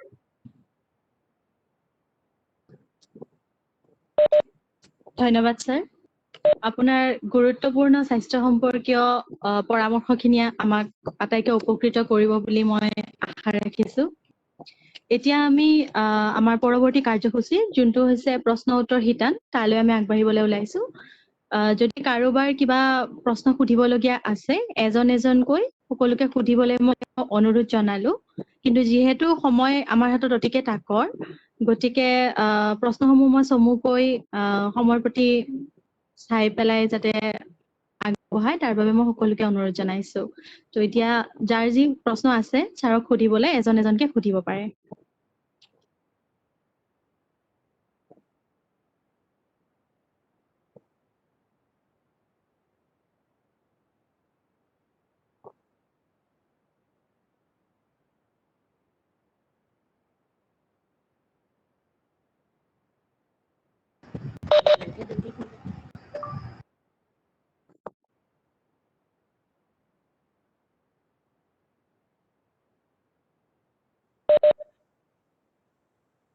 হয়, আমাৰ হাতত সময় কম আছে, গতিকে যিসকল অভিভাৱকে কিবা এটা সুধিম বুলি ভাবি আহিছে, বা আজিৰ যিটো অনুষ্ঠান, যিখিনি বক্তব্য ডক্টৰ ছাৰে আগবঢ়াইছে, সেইখিনি বিষয়ে যদি কিবা আপোনালোকৰ খোকোজা থাকিছে বা সুধিবলগীয়া আছে, এইটো আপোনালোকে সুধিব পাৰে। মই আপোনালোকক জনাব বিচাৰিম, ডাক্তৰ ছাৰ ল'ৰা ছোৱালীৰ লগত আৰু স্বাস্থ্য সম্পৰ্কীয় এইবিলাক কথালৈ তেখেতে কেৱল যে কৈছে যে চিৰিয়াছ বুলি, কিন্তু অকল চিৰিয়াছেই নহয়, তেখেতে হাতে কামে কৰিও আছে কাম। তেখেতে স্কুল ভিজিট কৰে, তেখেতৰ এটা নিজা NGO এটা আছে, কল্যাণকামী বুলি। এইটো NGO তেখেতৰ পিতৃদেৱে আৰম্ভ কৰিছিলে, তেখেতে এতিয়া সেইটো চলাই লৈ গৈ আছে। স্বাস্থ্য সম্পৰ্কীয় কাম কাজ তেখেতসকলে কৰি আছে। তেখেতে হাতে কামে কৰা মানুহ, গতিকে আপোনালোকে যি প্ৰশ্ন সুধিব, মই বিশ্বাস কৰোঁ যে তেখেতে সদুত্তৰ দিব পাৰিব। গতিকে সময় নষ্ট নকৰি আমি আমাৰ প্ৰশ্নবিলাক সুধিব লাগে। হেল্ল' ছাৰ, নমস্কাৰ ছাৰ। মোৰ ল'ৰাটোৰ বয়স নমস্কাৰ। 10 বছৰ হৈছে। হয়, ল'ৰাটোৰ বয়স 10 বছৰ হৈছে, ক্লাছ 5ত পঢ়ে। তাৰ মানে সৰুৰে পৰা চৰ্দি হৈ থাকে, দুদিন যদি ভাল আৰু দুদিন মানে চৰ্দি হয়, সঘনাই হৈ থাকে। গতিকে কি ব্যৱস্থা ল'ব লাগিব? চৰ্দি হৈ থাকে। আপুনি ক্লাছ 5ত পঢ়ে ল'ৰাটো, হয় আৰু তাৰ মানে খুব সঘনাই চৰ্দি হৈ থাকে, 10 বছৰমান বয়স হয় হৈছে। ছাৰ, হয় ছাৰ। হয়, চাওক, সঘনাই চৰ্দি হোৱাৰ কাৰণ দুটা হ'ব পাৰে। এটা হয় এটপিক ইণ্ডিভিজুৱেলছ, তাৰমানে কাৰোবাৰ এলাৰ্জি কম্পনেণ্টটো বেছি থাকে। যাৰ এলাৰ্জি কম্পনেণ্টটো বেছি থাকে, তাৰ সঘনাই চৰ্দি হৈ থাকে, পানী লাগে, হাঁচি আহে। হয় ছাৰ। কি হয়, এলাৰ্জিক ৰাইনাইটিছ থাকে। এলাৰ্জিক ৰাইনাইটিছ থাকিলেও কিন্তু সঘনাই চৰ্দি হৈ থাকে। গতিকে দুইটাই এলাৰ্জিৰ লগত জড়িত। ঠিক আছে, আমাৰ এটা কনচেপ্ট আছে মেডিকেল চায়েন্সত, সেইটোক আমি হাইজিন হাইপথেচিছ বুলি কওঁ। অভিভাৱকসকল বা টিচাৰ সকলেও সেই বস্তুটো চাৰ্চ কৰি চাব পাৰে, আৰু সেই বস্তুৰ ওপৰত মই খুব গুৰুত্ব দিওঁ। হাইজিন হাইপথেচিছ হৈছে যিসকল ল'ৰা ছোৱালী আগতে আপোনালোকে দেখা পাইছিল হয়তো বোকাই বালিয়ে মাটিয়ে পানীয়ে যেতিয়া খেলি ধূলি ডাঙৰ হয় তেতিয়া সেই ল'ৰা ছোৱালীসমূহৰ কি হয় বৰষুণে তিতি চিতি যেতিয়া ডাঙৰ হয় পাছলৈ গৈ তেওঁলোকৰ পাৱাৰটো খুব বাঢ়ি যায় বৃদ্ধি পায় আৰু তেওঁলোকৰ কি হয় পাছলৈ তেওঁলোকৰ সঘনাই এই যে চৰ্দি লগা পানী লগা বা বেমাৰ কম হয় কিন্তু যিসকল ল'ৰা ছোৱালী বেছি ঘৰতে সোমাই থাকে বা ঘৰতে থাকে বন্ধ কোঠাৰ ভিতৰত থাকে বা ফ্লেটত থাকে তেওঁলোক কিন্তু তেওঁলোকৰ চৰ্দি বা পানী লগা খুব সঘনাই হ'ব পাৰে কাৰণ তেওঁলোকৰ এক্সপ'জাৰটো নাই এনভাইৰনমেণ্টেল যিবিলাক এলাৰ্জেন বুলি কয় সেইবিলাকৰ প্ৰতি এক্সপ'জাৰ নাথাকে আৰু সেইটো কাৰণে তেওঁলোকৰ খুব সঘনাই চৰ্দি হয় অৱশ্যে কোভিডৰ সময়ত এইটো প্ৰযোজ্য নহয় কাৰণ কোভিডত এতিয়াতো ওলাই যোৱা যাবা নাই কিন্তু যদি কোভিড শেষ হয় তেতিয়া আপুনি আৰু যেতিয়া কোভিড শেষ হয় আপুনি কি কৰিব নিজৰ ল'ৰাটিক আপুনি প্ৰথম কথাটো হৈছে এবাৰ এলাৰ্জিক ৰাইনাইটিছ আৰু এলাৰ্জি কম্পনেণ্ট তেজত এলাৰ্জি টেষ্ট কৰিব পৰা যায় সেইকেইটা এবাৰ টেষ্ট কৰাব এলাৰ্জিক ৰাইনাইটিছ এজন ENT ডক্টৰৰ ওচৰলৈ গৈ এবাৰ নাকটো দেখুৱাব আৰু 3 নম্বৰ কথা তাক অলপ আউটডোৰ স্পৰ্টছত দিব পাৰিলে যদি সুইমিং দিব পাৰে খুবেই ভাল সুইমিং দিলে কিন্তু এই যে সঘনাই চৰ্দি হোৱা পানী লগা এইবিলাক সমস্যা কমি যায় আৰু তাক এক্সপ'জাৰ অকমান তাক বাহিৰত খেলিব দিলে ফিল্ডত খেলিব দিলে আৰু যদি সঘনাই পানী লাগে ঘৰত যদি কুকুৰ মেকুৰী থাকে তেন্তে কিন্তু কুকুৰ মেকুৰী ৰাখিব নাপায় আৰু যদি কাৰ্পেট থাকে কাৰ্পেটখিনি আঁতৰাই দিব ধন্যবাদ ধন্যবাদ স্যাৰ স্যাৰ নমস্কাৰ স্যাৰ হেল্ল' নমস্কাৰ স্যাৰ মোৰ ছোৱালীজনী ক্লাছ 8ত পঢ়ে 14 বছৰ হৈছে তাই মানে ৱেটটো বাঢ়িছে এতিয়া মই খোজ কঢ়াই আছো 7 দিন মান হ'ল খোজ কাঢ়িব এতিয়া আৰু কিবা ল'ব লাগিব নেকি ৱেটটো বাঢ়িছে বাঢ়িছে স্যাৰ হয় 65 ৱেটটো বাঢ়িছে 65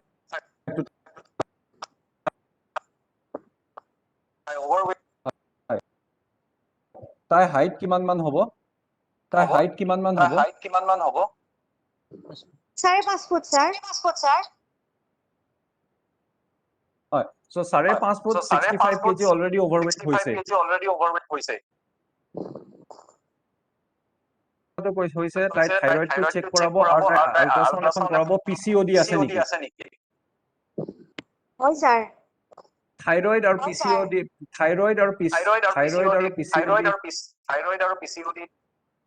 হয় স্যাৰ চেক কৰাইছিলো পাইছে থাকিলে সাধাৰণতে হেইয়া এইটোৱে গতিকে এতিয়া কথাটো হৈছে প্ৰকৃতি এইটো ইকো হৈ আছে মোৰ ভইচটো কাৰোবাৰ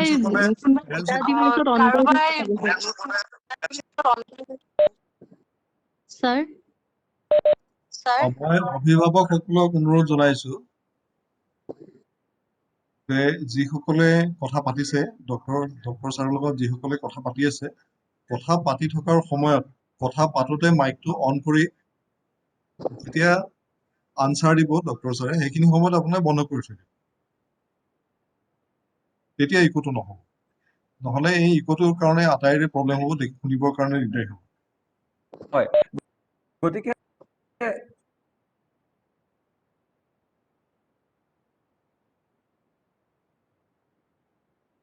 ডায়েট প্লেনলৈ লৈ যাওক প্ৰথম কথা হৈছে এটা নৰ্মেল ৱেইটলৈ আনক 65 কেজিৰ পৰা তাই যিহেতু 5.5 ফুট তাই প্ৰায় 56 কেজি মানলৈকে আহিব লাগিব 56তকৈ তলত আহিব লাগিব গতিকে এটা ৰাফ ক্যালকুলেশন হৈছে হাইট ইন সেন্টিমিটাৰছ -100 হাইট ইন সেন্টিমিটাৰছ -100 হেতুত যিমান হয় হেতুতকেও 3 কেজি মান কম হ'ব লাগে গতিকে তাই কোনো ধৰণৰ জাংক ফুড নিদিব জাংক ফুড একদম বৰ্জন কৰক ঘৰুৱা খাদ্য দিব ফৰ্মুলা ফুডছ নিদিব ফলমূল দিয়ক ভাল দিয়ক শাক পাচলি দিয়ক আৰু ৰেগুলাৰ তাইক এক্সাৰসাইজ কৰিব হেৰি কৰক এটা ৰুটিন বান্ধি দিয়ক আৰু লগতে থাইৰয়ডটি কন্ট্ৰোল কৰিব লাগিব আৰু PCOD প্ৰত্যেক বছৰে মনিটৰ কৰি থাকিব লাগিব PCOD কিন্তু এতিয়া যথেষ্টখিনি ছোৱালীৰ মাজত দেখা পোৱা গৈছে আৰু PCOD থাকিলেই ৱেইট গেইন হোৱাৰ সম্ভাৱনা থাকে আৰু PCOD থাকিলেই পাছলৈ গৈ আকৌ প্ৰি ডায়েবেটিক ষ্টেজলৈ যোৱাৰ সম্ভাৱনা থাকে, ইনচুলিন ৰেজিষ্টেঞ্চ হোৱাৰ সম্ভাৱনা থাকে। গতিকে তাইৰ স্বাস্থ্যৰ ওপৰত আপোনালোকে দৃষ্টি ৰাখিব। ধন্যবাদ। স্যাৰ ধন্যবাদ হ্যালো স্যাৰ। হ্যালো স্যাৰ নমস্কাৰ হেল্ল' নমস্কাৰ। হয় বাইদেউ, স্যাৰ শুনি আছো। মোৰ ছোৱালীজনী ক্লাছ 6ত পঢ়ে। স্যাৰ মই এটা সাধাৰণ কথা জানিব খুজিছোঁ, মানে হৰলিক্সটো বা এইবোৰটো গম পালো বাৰু, কিন্তু কৰ্ণফ্লেক্স আৰু অ'টছটো ব্ৰেকফাষ্টত দিব পৰা যাবনে স্যাৰ? ওটছ ইয়েছ, কৰ্ণফ্লেক্স নো। কৰ্ণফ্লেক্সত যে আপোনাৰ বিজ্ঞাপনসমূহত দেখায় কৰ্ণফ্লেক্স একদম উৰি যায়, ধুনীয়াকে ছোৱালী এজনী জঁপিয়াই থাকে, তেনেকুৱা কোনো কথা নাই। কৰ্ণফ্লেক্সত সাংঘাতিক ধৰণে চেনি মিহলি হৈ থকা থাকে। আপুনি কৰ্ণফ্লেক্সৰ পেকেটটোত হয় চাব বহু পৰিমাণৰ চেনি থাকে। মই মোৰ ল'ৰা ছোৱালী কৰ্ণফ্লেক্স নিদিওঁ, আমি ঘৰত কৰ্ণফ্লেক্স ব্যৱহাৰ নকৰোঁ। ওটছ হয়, ওটছ একদম ভাল খাদ্য, আপুনি দিব পাৰে। কৰ্ণফ্লেক্স কমাই দিব, ওটছ দিব। হয়, thank you sir. Hello' sir, hello', হয় হয় মোৰ ছোৱালীজনীৰ 9 years হয়, তাই ক্লাছ 5ত পঢ়ে। তাইৰ এটা প্ৰব্লেম কি হয় উইদিন 2 monthত তাইৰ পেটৰ এটা প্ৰব্লেম হয়, মানে কেনেকুৱা হয় যে 2 monthৰ ভিতৰত তাইৰ মানে দুবাৰমান হয় আৰু কেনেকুৱা 2-3বাৰমান লেট্ৰিন কৰিলে, তাৰপিছত আপোনাৰ বমিও কৰিলে, তাৰপিছত আৰু ভাল পাই যায়। বাইদেউ আপুনি হয় ফোনটো অকমান মুখৰ ওচৰত লৈ ল'ব, আপোনাৰ একদম ভইচটো সৰুকৈ আহিছে। হয় নেকি? হয় ছাৰ মানে তাইৰ কি হৈছে, তাইৰ মানে 2 month মানৰ ভিতৰত তাইৰ পটককৈ মানে পেটৰ এটা ইনফেকশ্যন হৈছে, মানে পেটৰ প্ৰব্লেম হয়, লুজ মোচন হয়, 3 times 5 times তাই লেট্ৰিনত যায়, তেনেকুৱা হয়, আৰু ইফালে মানে ভমিটিঙো হয়। কিন্তু তাৰপিছত কিবা হয় মেডিচিন জিংক চিংক এনেকুৱা মেডিচিন খুৱাই দিলেও ভাল পালে, কিন্তু তাৰপিছত আৰু বস্তুটো ৰিপিট হৈ যায় তাইৰ মানে। হয় তাই এটা প্ৰব্লেম কি তাইৰ বাটাৰ বহুত খায়। তাই মানে হা ৰাতিপুৱা হা ব্ৰেকফাষ্টত তাই ৰুটি খায়, ৰুটিৰ লগতো তাই বাটাৰ খায়, বাটাৰটো অলপমান বেছি খায়, কিন্তু সেইটো এটা প্ৰব্লেম আছে তাইৰ। হয় হয় আপুনি যিখিনি লক্ষণৰ কথা উল্লেখ কৰিছে, সেই লক্ষণখিনি সাধাৰণতে লেক্টোজ বা গ্লুটেন চেনচিটিভিটি বা লেক্টোজ ইনটলাৰেঞ্চৰ লগতো তেনেকুৱা ধৰণৰ আমি লক্ষণসমূহ দেখা পাওঁ। আপুনি পাৰিলে ৰঙা আটাৰ ৰুটি নিদিব, ৰঙা আটাৰ ৰুটি নিদিব, আৰু অকমান আহাৰ অকমান সলনি কৰক। অকমান তাইৰ খাদ্য বস্তুৰ ভিতৰত অকমান ফাইবাৰ জাতীয় বেছি বস্তু দিয়া আৰম্ভ কৰক। ফাইবাৰ মানে ধৰক শাক পাচলি, ওটছ দিব, তেলেতীয়া বস্তু কমাই দিয়ক অকমান। হয় ছাৰ, বাটাৰ ঘি তাই মানে যদি ঘি দিয়ে ঘি মৰ্ণিঙো ৰুটি নিদিব, খায়, বাটাৰ ৰাতিও ৰুটি খায়, মাত্ৰ দুপৰীয়াটোৱে তাই হা ভাত খায়। সেইটোৱে তাই হয়তো ৰুটি যোনবিলাক আপোনাৰ হুইট ইনচেনচিটিভিটি থাকিব পাৰে, হুইটটো বহুতে ডাইজেষ্ট কৰিব নোৱাৰে, আৰু সেইটো কাৰণে সেইটো অকমান সলনি কৰি চাওক। এবাৰ এপেণ্ডিক্সটো চাই ল'ব আল্ট্ৰাচাউণ্ড কৰি, আৰু এবাৰ লিভাৰ এনজাইমছটো চেক কৰি ল'ব, আৰু এখন আল্ট্ৰাচাউণ্ড ফেটি লিভাৰ যদি আছে নেকি এবাৰ আল্ট্ৰাচাউণ্ড কৰি ল'ব। হেল্ল' হ'ব ছাৰ, হেল্ল' ছাৰ, ধন্যবাদ। হেল্ল' ছাৰ, মই ক'ব বিচাৰিছো শুনি আছো, কওক। তাৰমানে মোৰ ছোৱালীটোৰ শুনি 12 আছো। বছৰ ক্লাছ 6 পঢ়ে। তাৰপিছত তাইৰ মূৰটো প্ৰায় ঘূৰাই থাকে, মানে কি মূৰটো বিষাই থাকে আৰু ঘূৰাই থকা বুলি কয়। কি মানে পঢ়ি আছে, পঢ়ি উঠি মানে আহিল আৰু আহি মোৰ মূৰটো ঘূৰাই আছে, কেতিয়াবা উঠি পেলাই কয় মূৰটো ঘূৰাই আছে, এনেকে কয়। আৰু হয় ডক্তৰে হয় কৈছে চাইনাছটো থকা বুলি কৈছে, ডক্তৰ তাত গৈছিলো। হয় সেই আৰু হয় কাৰণ দুটা কাৰণ হ'ব পাৰে। এটাটো হয় যে তাইৰ যি পঢ়াৰ পশ্চাৰ বা পজিশ্যন, সেই পশ্চাৰ বা পজিশ্যন ভুল হৈ আছে। আৰু কি হয়, তাই যেতিয়া পঢ়ি থাকে, তাই গলধনৰ পাছফালে তাই এটা প্ৰেচাৰ পৰে, গলধনৰ ষ্ট্ৰেইন হয়, আৰু তাৰ কাৰণে মূৰটো ৰিমঝিম কৰিব পাৰে বা ঘূৰাব পাৰে। গতিকে আপুনি পঢ়াৰ যি পজিশ্যন সেইটো অকমান সলনি কৰক। 2 নম্বৰ কথাটো হ'ল তাইৰ চকুটো এবাৰ পৰীক্ষা কৰক, চকুৰ পাৱাৰ সাল সলনি হৈছে নেকি। আৰু যদি সঘনাই মূৰ বিষাই থাকে, তেন্তে তাই মাইগ্ৰেইন হ'ব পাৰে। গতিকে সেইটো এবাৰ ডাক্তৰৰ লগত যোগাযোগ কৰি সেইটো আলোচনা কৰক। ঠিকে আছে ছাৰ, ধন্যবাদ। নমস্কাৰ ছাৰ। নমস্কাৰ। হয়, মোৰ ল'ৰাটোৰ মানে 9 years কমপ্লিট হ'ল। মানে খোৱাৰ হয় ৰুচিটো সৰুৰ পৰা একদম একেবাৰে নাই, আৰু এতিয়া হৈছে হয় পঢ়াত অলপ মন কৰি কমিছে, আৰু মানে খিংখিঙীয়া হৈ গৈছে। হয় ক্ষীণ নে শকত বাৰু? ক্ষীণ। ওয়েট কিমান Weight আছে বোধহয় 20 আছে 20 কেজি 20 কেজি 20 কেজি 9 বছৰ হৈছে বুলি কৈছে কমপ্লিট হ'ল এই 10 ইয়াৰ্ছৰ মানে 2 মাহ মান গ'ল আৰু হয় যদি 10 ইয়াৰ্ছত 20 কেজি হৈছে এইটো ওয়েটটো অকমান কম হৈ আছে গতিকে হয়। আপুনি এবাৰ তাৰ থাইৰয়ডটো এবাৰ চেক কৰাব ঠিক আছে তাৰ থাইৰয়ডটো এবাৰ চেক কৰাব তাৰ এবাৰ ফুস পৰীক্ষা কৰিব আৰু যিহেতু পায়খানা অলপ খোৱাৰ ৰুচি কম আৰু তাৰ লিভাৰটো এবাৰ চেক আপ কৰাব গতিকে এই তিনিটা কাৰণ খুব কমন কাৰণ পায়খানা কি বুলি ক'লে বিৰাট বেয়া গোন্ধায় হা সেইটো কাৰণে মই কৈছো যে এবাৰ পায়খানাৰ পৰীক্ষা কৰিব লাগিব ওভাৰচিষ্ট আছে নেকি 2 নম্বৰ কথা হ'ল তাক এবাৰ থাইৰয়ডটো টেষ্ট কৰিব আৰু এখন আল্ট্ৰাসাউণ্ড কৰাব তাৰ লিভাৰটো চাব লাগিব ভালকে গতিকে এই তিনিটা দিশ যদি আপুনি চাই তেতিয়া আপুনি অনুমান কৰিব পাৰিব যে পেটৰ একো গোলমাল হৈ থকা নাই হয়তো বেলেগ কাৰণ হ'ব পাৰে ঠিক আছে বাৰু গতিকে সেইটো এটা কথা কিন্তু তাৰ ওজনটো অলপ কম হৈ আছে 20 কেজি যদি 10 বছৰত অকমান ওজনটো কম আছে মানে খাব হয় লাগিলে চিঞৰি থাকে ঠিক আছে কি কৈছে মানে খোৱাৰ হয় ৰুচিটো হয় একেবাৰে নাই হয় এই তিনিটা আপুনি পৰীক্ষা কৰকচোন তেতিয়া আপুনি বহুখিনি কথা গম পাব থাইৰয়ডটো পায়খানা পৰীক্ষা থাইৰয়ড পৰীক্ষা আৰু লিভাৰ চেকআপ ঠিক আছে thank you sir thank U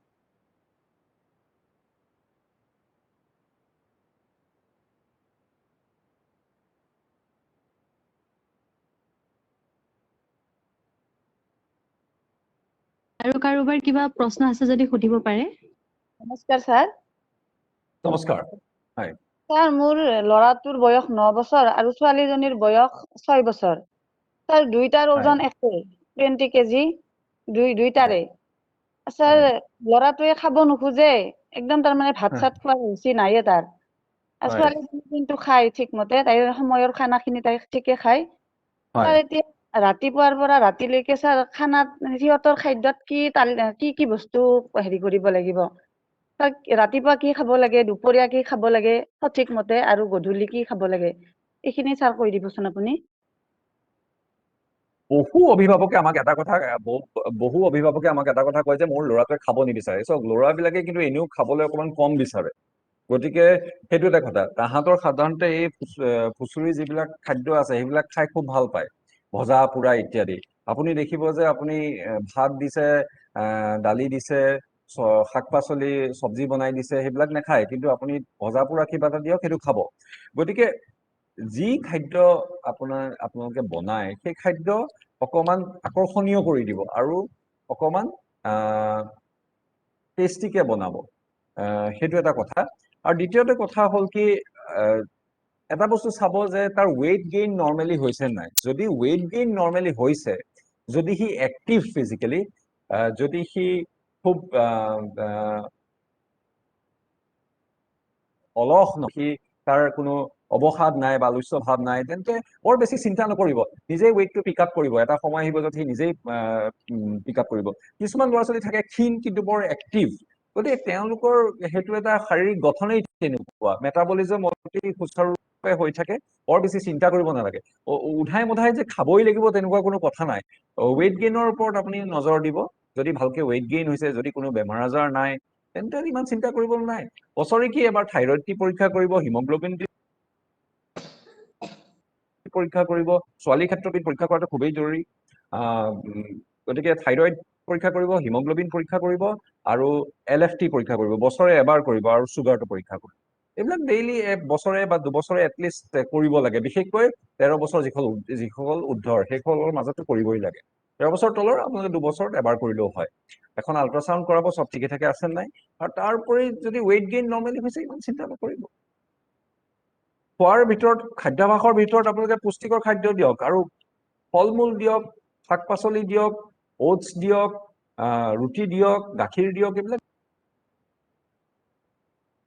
কিন্তু এই পাকঘৰত ব্যৱহাৰ কৰা ৰন্ধন তেল মিঠাতেল আৰু ভাল কোৱালিটিৰ ৰিফাইন তেল যেনেকে ধৰক অলিভ অইল নহয় যেনেকে ধৰক ৰাইচ ব্ৰান অইল কেনলা অইল সেইবিলাক ব্যৱহাৰ কৰিব বেছি এই খুব বেছি জুইত নাভাজিব কম জুইত ভাজিব আৰু পৰাপক্ষত কম তেলত ৰান্ধিব চেষ্টা কৰিব ধন্যবাদ থ্যাংক ইউ স্যাৰ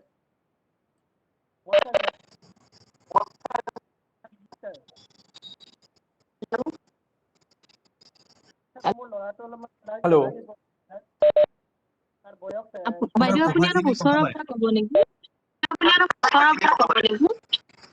হেল্ল' হয় হয় হয় কওক। নমস্কাৰ ছাৰ, মই সোণাৰাণী দত্ত। মই আপোনাৰ ফেচবুক পেজৰ মানে নিয়মীয়া মানে ৱাটচ কৰোঁ, চাওঁ আৰু এইটো হয় মোৰ হয় ল'ৰাটো 12 বছৰ হৈছে, সি ক্লাছ 7ত পঢ়ে। হয় তাৰ মানে কেইদিনমান আগৰ পৰা তাক খুব মানে ভাগৰ ফিল কৰি থাকে, আৰু মানে ভৰিৰ তলৰ গাঁঠিটো অকমান কেতিয়াবা ফুলা ফুলা যেন এনেহেন লাগে আৰু মোৰ। পিছত কেইদিনমান অবজাৰ্ভ কৰি পেলাই তাক পেডিট্ৰিচিয়ানত তাতে লৈ যোৱা গ'ল। তাৰপিছত গোটেইখিনি চব টেষ্ট কৰি পেলাই চোৱা গ'ল যে হিমোগ্ল'বিনটো তাৰমানে লাগাতকৈ অলপ কমি আছে, আৰু মানে তাত 10.7 আছে হয় হিমোগ্ল'বিনটো। বাকী বেলেগ বিলাক চব চোৱা গৈছে, হয় থাইৰয়ড এইবিলাক চব চোৱা গৈছে। কিডনীৰো টেষ্ট কৰা গ'ল, ভৰিখন ফুলাৰ কাৰণে এনেকে গোটেইখিনি লিভাৰ ফাংচনটো টেষ্ট কৰা গ'ল। বাকী বিলাক নৰ্মেল আছে, কিন্তু মানে হিমোগ্ল'বিনটো অলপ কম আছে, আৰু সেইকাৰণে বোধহয় হোৱাইট ব্লাড চেলটো অকমান মানে যোনটো লিমিটতকে অলপ বেছি আছে, হোৱাইট ব্লাড চেলটো। হয় হেল্ল' ছাৰ, শুনি আছেনে? শুনি আছো। পিছত মানে এটা মানে চাইল্ডৰ স্পেচিয়েলিষ্টজনে তেখেতে ৰিপৰ্টটো চাই গ'লে যে আপুনি একো চিন্তা কৰিব নালাগে, হিমোগ্ল'বিনটো অলপ কমিছে, এটা মানে 3 মাহৰ কিবা এটা মেডিচিনৰ কোৰ্চ এটা দিলে। দি মানে 1 মাহ পিছত আৰু টেষ্ট কৰি পেলাই ৰিপৰ্টটো চাব দিলে। 1 মাহ খোৱাৰ পিছত আৰু টেষ্ট কৰা গ'ল। হোৱাইট ব্লাড চেলটো মানে আণ্ডাৰ মানে হেৰিৰ ভিতৰত আৰু মানে বেছি নাই, ঠিকে আছে, মানে এভাৰেজৰ ভিতৰতে আছে। হিমোগ্ল'বিনটো 1.2 বাঢ়িল, কিন্তু এতিয়ালৈকে তাৰমানে একদম হেৰিটো অহা নাই, আৰু মানে যোনখিনি হেৰিৰ ভিতৰত মিনিমামটো মানে হেৰি পাৰ হোৱাই নাই। এতিয়া এই 3 মাহটো খালে কি আৰু চাম নে আপুনি কিবা পৰামৰ্শ দিব নেকি এইটোত? তেওঁৰ এবাৰ হিমোগ্ল'বিন টাইপিংটো কৰাই ল'ব। হিমোগ্ল'বিন টাইপিং বা হিমোগ্ল'বিন ইলেক্ট্ৰফৰেচিছ বুলি কয়, সেই হিমোগ্ল'বিন টাইপিংটো এবাৰ এপালি পেলুৰ দৰৱ দি দিব, ডিৱৰ্মিং কৰি দিব। আৰু 3 নম্বৰ কথাটো হৈছে যে এবাৰ ষ্টুলৰ পৰীক্ষাটো কৰাই দিব। ষ্টুল, ৰুটিন ষ্টুল, মই আকৌ কৈছোঁ, ৰুটিন ষ্টুল, হিমোগ্ল'বিন টাইপিং, আৰু লগতে আপোনাৰ কি বুলি কয়, ষ্টুল, হিমোগ্ল'বিন টাইপিং, আৰু পেলুৰ দৰৱ জেণ্টেল 400 ডেইলি এটাকে 3 দিন দি দিব। এতিয়া কথাটো হৈছে যে হিমোগ্ল'বিন কম থাকিলে সাধাৰণতে আমি আইৰণৰ ফলিক এচিড টেবলেট দিওঁ। আপুনি লগতে এবাৰ ভিটামিন ডি টেষ্টটো কৰাই পেলাব। তাৰ ভিটামিন ডি কিমান আছে এবাৰ চাব দিব। তাৰমানে হিমোগ্ল'বিন ইলেক্ট্ৰফৰেচিছ বা হিমোগ্ল'বিন টাইপিং, ভিটামিন ডি আৰু ষ্টুল, এই 3টা টেষ্ট কৰাব। আৰু লগতে যদি হিমোগ্ল'বিন বৃদ্ধি কৰিব লাগে, তেন্তে আটাইতকৈ উৎকৃষ্টতম খাদ্য হৈছে লিভাৰ, ছাগলী লিভাৰ দিব পাৰে। আপুনি মাছ, মাংস আৰু কণী দিব। যিসকল প্লেন্ট চ'ৰ্চত কি হয়, সাধাৰণ ফেৰাছ ফৰ্মত থাকে, আৰু ফেৰিক ফৰ্ম, আইৰণ ফেৰাছ ফৰ্মত থাকে, আৰু এবজৰ্পশ্যন হ'বলৈ আমাৰ ফেৰিক ফৰ্মত লাগে। গতিকে প্লেন্ট চ'ৰ্চে খুব ভাল আইৰণৰ চ'ৰ্চ নহয়, প্লেন্ট প্ৰডাক্টছবিলাক। গতিকে মাছ, মাংস, কণী দিব, গাখীৰ দিব খাবলৈ, আৰু এই 3টা টেষ্ট কৰাই ল'ব। মোৰ মতে সি সোনকালে সুস্থ হৈ উঠিব, চিন্তা কৰিব নালাগে। ছাৰ, হেৰি এনে পেলুৰ দৰৱটো 6 মাহৰ মূৰত খোৱা যায় থাকে, আৰু 6 মাহৰ মূৰে পেলুৰ দৰৱটো, কিন্তু ষ্টুলটো অৱশ্যে পৰীক্ষা কৰা হোৱা নাই। আৰু ছাৰে কৈছে যে হিমোগ্ল'বিন টাইপিংটো এই 3 মাহৰ কোৰ্চটো কৰি চাওক, তাৰপিছত আমি হিমোগ্ল'বিন টাইপিংটো কৰিম। হিমোগ্ল'বিন টাইপিং আৰু ভিটামিন ডি। ধন্যবাদ ছাৰ, আপোনাৰ পৰামৰ্শৰ কাৰণে আপোনাক বহুত বহুত ধন্যবাদ। Good evening sir. Hello', good evening নমস্কাৰ ছাৰ। Good evening. ছাৰ, এই মোৰ ল'ৰাটো ছাৰ, তাৰ 13 বছৰ বয়স। সি ছাৰ চাহ খায় খুব, চাহ ভাল পায় খুব। তাৰমানে আমি যিবাৰ চাহ খাওঁ সিও সেইবাৰে চাহ খায়। প্ৰব্লেম হ'ব নেকি ছাৰ চাহটো খাই থাকিলে? এতিয়া আপুনি মানে তাৰ চাহ খোৱাটো কমাব বিচাৰিছে? নাই স্যাৰ বঢ়াব বিচৰা নাই স্যাৰ নাই মই কৈছো যে আপুনি আপুনি চাহ খোৱাটো কমাব বিচাৰিছে তাৰ কমাব বিচাৰিছো বেছিকে চাহ খালে কিবা প্ৰব্লেম হ'ব পাৰে নেকি স্যাৰ ঠিক আছে হ'ব কিন্তু আপোনালোকে কমাব লাগিব প্ৰথমতে আমি কমাব লাগিব তেতিয়া আপোনালোকক দেখি সি কমাব আপোনালোকে চাহ বন্ধ কৰি দিয়ক সিও বন্ধ কৰি দিব চিম্পল বেছি চাহ খালে হেবিট হৈ যাব তাৰ কি হ'ব আপোনাৰ থিঅফাইলিন তাৰ এডিকশ্যন হৈ যাব বেছি আপোনালোকে তাক দিনটো 3 বাৰ চাহ খাব দিওঁ 3 কাপ চাহ okay sir thank you sir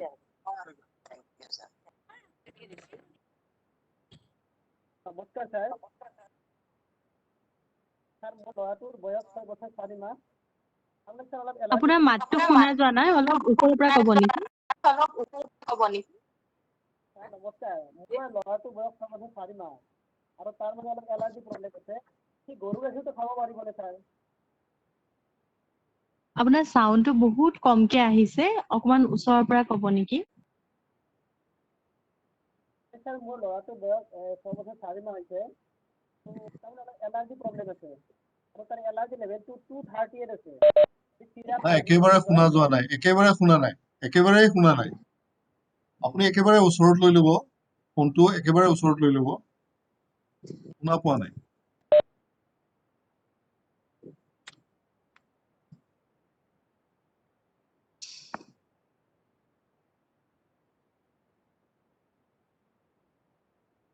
মানে ছাৰ মোৰ ল'ৰাটোৰ অলপ এলাৰ্জি প্ৰব্লেম আছে আৰু তাৰ যিটো চিৰাম IG লেভেল সেইটো 238 আছে সি গৰু গাখীৰটো খাব পাৰিবনে ছাৰ সি গৰু গাখীৰটো বহুত ভাল পায় চিৰাম IG লেভেল 238 মানে সামান্যৰূপে বাঢ়ি আছে বহুত বেছিও বাঢ়ি থকা নাই গতিকে চাওক এতিয়া এলাৰ্জি থাকিলে কোনটো বস্তুৱে এলাৰ্জি কৰিব কোনটোৱে নকৰিব সেইটো দৰাচলতে সেই নিজেই মানুহজনেই নিৰ্ধাৰিত কৰিব পাৰিব গম পাইছেনে গতিকে ধৰক এতিয়া এলাৰ্জি আছে মোৰ কণী খাই পেলাই মোৰ চিৰাম IG ধৰক বেছি মোৰ কণী খাই পেলাই এলাৰ্জি হয় কিন্তু আন এজন মানুহৰ IG বাঢ়ি আছে কিন্তু তেওঁৰ কণীৰে এলাৰ্জি নহবও পাৰে গতিকে গৰু গাখীৰ খাই চাওক যদি এলাৰ্জি নহয় তেতিয়া খাব পাৰিব কিন্তু যদি ডায়েৰিয়া হয় বা পেট ভুৰভুৰণি হয় গেছ হয় উগাৰ আহে তেন্তে গম পাব যে পেটৰ ভিতৰত এলাৰ্জি হৈছে গতিকে তেতিয়া গৰু গাখীৰ নিদিব হয় হয় আৰু ছাৰ তাৰ পেটৰ ভিতৰৰ এলাৰ্জিৰ লক্ষণ হৈছে পেট ডায়েৰিয়া হোৱা পেটটো ভুৰভুৰণি কৰা গেছ হোৱা আৰু উগাৰ অহা সেইবিলাক নহয় ছাৰ সেইবিলাক হোৱা নাই পাৰিব আৰু ছাৰ তাৰ হাইটটো আছে 122 সেন্টিমিটাৰ আৰু ওয়েটটো আছে তাৰ 27 কেজি 121 সেন্টিমিটাৰ ক'লে ছাৰ 122 122 আছে ছাৰ 122 minus 100 তাৰমানে 20 হয় ওয়েটটো কিমান আছে 27 কেজি আছে ছাৰ 27 কেজি হ'ব মোটামুটি ঠিকে আছে হ'ব হয় হয় থ্যাংক ইউ ছাৰ ঠিকে আছে হয় হয় ছাৰ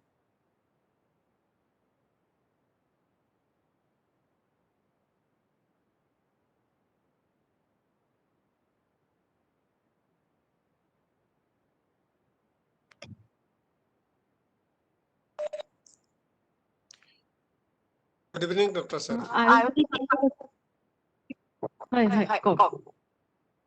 আচ্ছা মই এটা কথা জানিব বিচাৰিছিলো প্ৰথমতে মই থ্যাঙ্কস জনাব লাগিব কাৰণ এটা ভ্যালুয়েবল স্পিচ এটা পাইছে এটা ক'বই লাগিব সবে উপকৃত হ'ব এই যে ডায়াবেটিকৰ কথা ক'লে তাতে এটা কথা জানিবৰ মোৰ মন গৈছে pre diabetic diabetic type of diabetic in terms of MGDL. Please explain কি কৈছে মানুহে সাৱধান হ'ব পাৰে এটো হৈছে হয় আপুনি আকৌ ৰিপিট কৰিব নেকি pre diabetic type of diabetic in terms of MGDL. That means range to কি থাকিব লাগে কি থাকিব নালাগে কি থাকিলে কি আছে প্ৰি-ডায়াবেটিক So, ডায়াবেটিক pre-diabetic, এইখিনি pre-diabetic যদি আমি symptoms pre-diabeticৰ আমাৰ আজিকালি আপুনি আপুনি Echo কাইণ্ডলি হৈছে। মাইক্ৰফোনটো অফ কৰি ল'ব নেকি So pre-diabeticৰ ক্ষেত্ৰত আমি আজিকালি basically HbA1c কাট অফ এটা ধৰো which is around 6.4 laboratory variation obviously থাকে কিন্তু আমাৰ laboratoryত আমি 6.4 লৈকে ধৰো আৰু 6.4 HbA1c টেষ্ট আৰু 6.4 or above হলে আমি ডায়াবেটিক বুলি কওঁ যদি আপুনি ৰাফলি আৰু মেটাৰনেল জেষ্টেশনাল ডায়াবেটিস মেলাইটিছৰ কাট অফ বিভিন্ন সোসাইটিত বিভিন্ন ধৰণৰ থাকে কিন্তু ফাস্টিং মোৰ অৰ লেছ দেন 100 মান থাকিব লাগে মেষ্টাৰ গতিকে হেতুৰ ওপৰত মই বেছি নকওঁ কিন্তু কথাটো হৈছে যে প্ৰি ডায়াবেটিক যদি আপুনি কয় এতিয়া HbA1c is the gold standard in diagnosing pre-diabetes. যেতিয়া 5.7 or 6.4 লৈকে থাকে HbA1c to then we call it as a pre-diabetic stage. আৰু যেতিয়া 6 stage or উৰ্ধৰ হয় তেতিয়া আমি we label it as diabetics. এতিয়া কথাটো হৈছে যে impaired glucose tolerance বুলি এটা কথা আছে য'ত ধৰক বহুতৰ HbA1c 6.1, 6.2, 6.3 থাকে কিছুমান আকৌ কি হয় এটা এনেকুৱা হয় যে ফাস্টিং ব্লাড গ্লুকোজ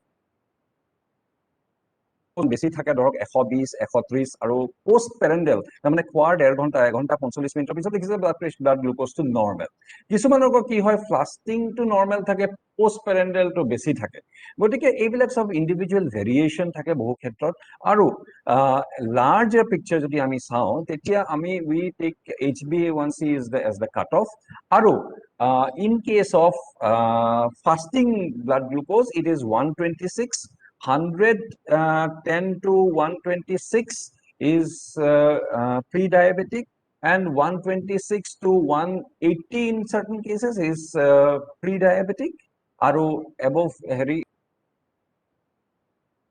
কিন্তু if you take a gold standard যদি gold standard to আমি HbA1c টোৱে আমি কাট অফ হিচাপে ধৰো আৰু gestational diabetes mellitus yes বিভিন্ন সোসাইটিত বিভিন্ন হেৰি আছে এটা ভাষ্ট টপিক নাও ডিসকাস ইট নাও আৰু প্ৰি ডায়াবেটিকৰ ক্ষেত্ৰত the beauty of pre diabetic is that আমি যদি সোনকালে ধৰা পেলাও তেতিয়া আমি পুশ কৰিব পাৰোঁ pre diabetic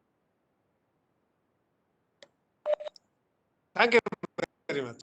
Thank you.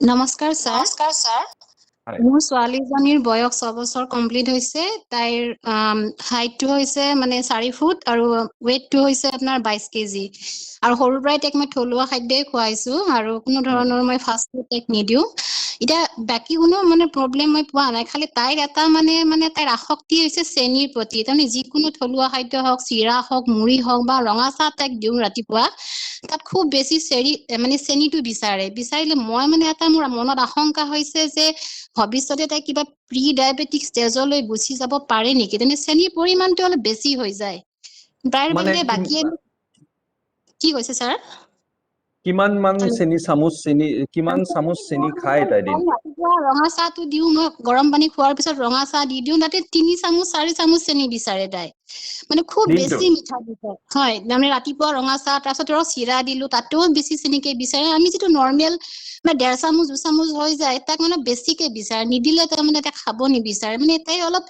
Addicted হোৱা যেন কমে চেনিটোৰ প্ৰতি বেছিকে আমি কমাব পৰা নাই এটা কিবা কাৰণত ধৰক মানে যেহেতু কিন্তু বাকি তাই ফাষ্ট ফুডৰ কোনো প্ৰবলেম নাই কোনো ফাষ্ট ফুড নাখায় সকলো খাদ্যই 6 মাহৰ পৰাই আমি তাইক থলুৱা খাদ্যই খুৱাইছো আৰু গতিকে কিবা হ'ব পাৰে নেকি মানে মোৰ এটা মনত মানে এটা আশংকা হৈছে সেইকাৰণে আপোনাক মই মানে সুধিব বিচাৰিছো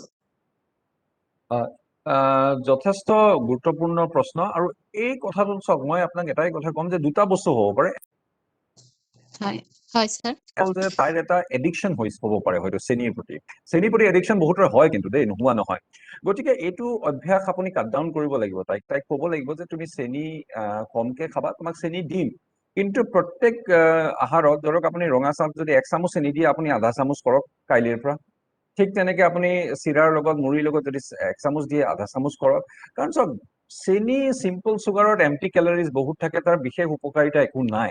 গতিকে কম খোৱাটোৱে ভাল, কাৰণ চেনিয়ে কি কৰে, ডায়েবেটিছ কৰে নকৰে সেইটো এটা, চেনিয়ে ডায়েবেটিছ নকৰিব পাৰে, কিন্তু কথাটো হৈছে যে যদি ডায়েবেটিছৰ টেণ্ডেঞ্চি নাথাকে, কিন্তু চেনিয়ে এটা কাম নিশ্চিতভাৱে কৰিব, আৰু সেইটো হৈছে ৱেইট গেইন, ওজন বৃদ্ধি হ'ব। আৰু ওজন বৃদ্ধি হলে আকৌ নানা ধৰণৰ সমস্যা আহিব। গতিকে চেনিটো অকণমান কাট ডাউন কৰাটো উচিত মই ভাবো, আৰু এতিয়াৰ পৰা সেই অভ্যাস গঢ় লৈ উঠিব লাগিব, নহলে পাছলৈ কিন্তু তাই চেনি এৰিব নোৱাৰিব, মানে তাই খাই থাকিবলৈ ইচ্ছা কৰিব। ধন্যবাদ ছাৰ। হয়, হয়তো অভিভাৱকসকলৰ বহুতৰ আৰু বহুত প্ৰশ্ন আছে, কিন্তু যিহেতু আমাৰ সময় অতিকে তাকৰ আৰু সময় হৈও আহিছে, মই সেয়েহে এইখিনিতে তেওঁলোকক প্ৰকৃতি হয় ছাৰ। মই হয় ছাৰ। অভিভাৱকসকলক এইখিনিতে এটা কথা মই সুধিব বিচাৰিম, ল'ৰা ছোৱালী সম্পৰ্কে তেখেতসকলে যিখিনি কথা সুধিছে, সেই কথাখিনি পাতি থাকোতে ল'ৰা ছোৱালীখিনি ওচৰত আছেনে নাই বাৰু? তেওঁলোক ওচৰত থাকিলে কথাখিনি বেছি মানে কামত আহিলেহেঁতেন। এতিয়া উদাহৰণস্বৰূপে ইয়াৰ আগৰ যিটো প্ৰশ্ন কৰিলে তেখেতে, তাই ছোৱালীজনী ওচৰতে থাকি পেলাই কথাখিনি শুনিলে নে?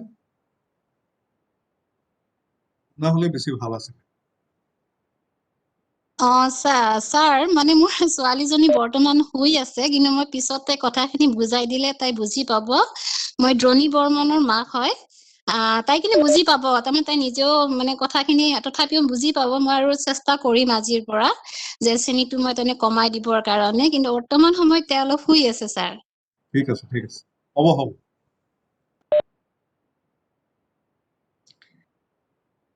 আমি আমাৰ অনুষ্ঠানটিৰ অন্তিম সময়লৈকে আহি পাইছো।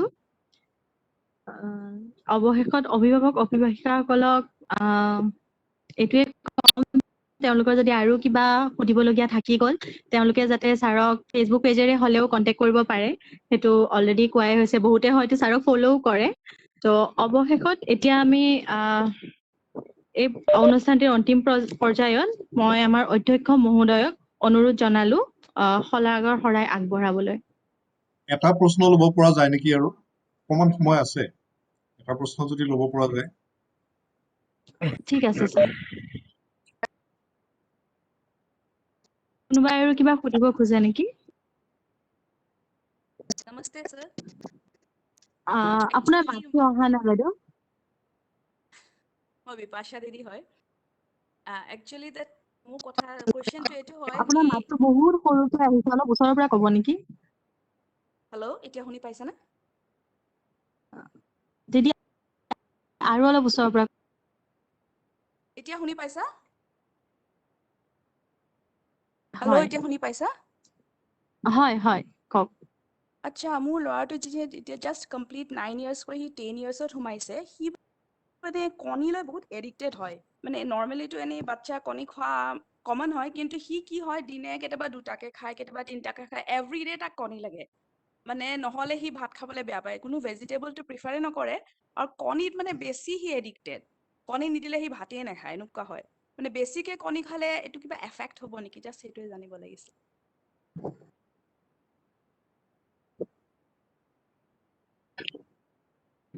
হয়, এটা কথা যে সাপোজ আমি যদি কণীৰ কথাটো কওঁ, কণী যে egg is a very wholesome protein, সকলো ধৰণৰ বস্তুৱেই থাকে, আৰু it's a very nutritious food.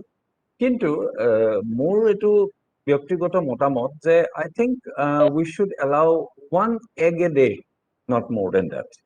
1 egg a day is probably enough, কারণ 1 egg a day for our children, not more than that, I believe. কারণ মই এনেকুৱাও বহুত ল'ৰা ছোৱালী দেখিছো য'ত 2-3টা কণী খাই দিয়ে, তাতকৈ বেছি খায়, কিন্তু তেতিয়া আমি বাকীবিলাক প্ৰটিন কাট ডাউন কৰিব লাগিব, কাৰণ আহাৰত এটা ভেৰাইটি অফ প্ৰটিন থাকিব লাগিব, অন্তৰ্ভুক্ত হ'ব লাগিব, এটা নহয়, বিভিন্ন ধৰণৰ প্ৰটিন অন্তৰ্ভুক্ত হ'ব লাগিব। এগ প্ৰটিন থাকিব লাগিব, মিল্ক প্ৰটিন থাকিব লাগিব, কেইজিন যেনেকে ভেজিটেবল প্ৰটিন থাকিব লাগিব, এনিমেল প্ৰটিন থাকিব লাগিব, প্লান্ট প্ৰটিন থাকিব লাগিব।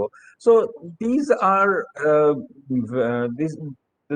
the variety is very important.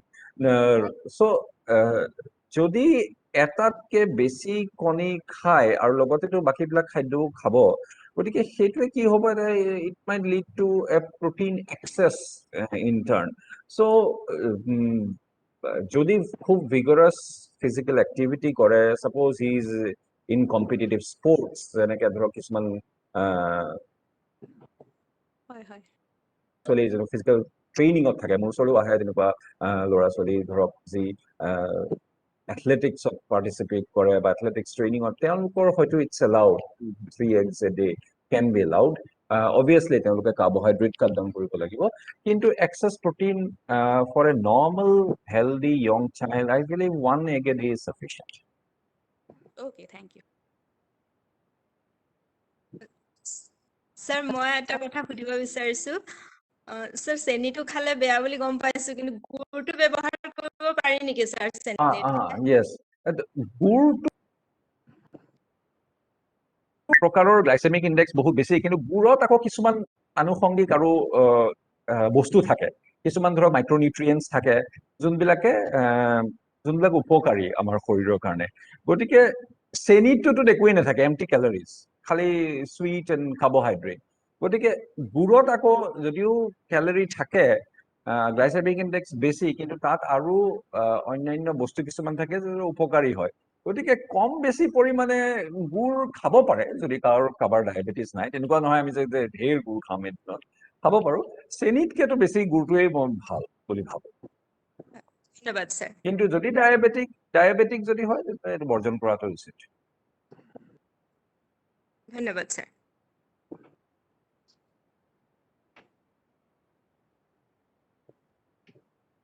Sir আমি নমস্কাৰ আৰু ছাৰ।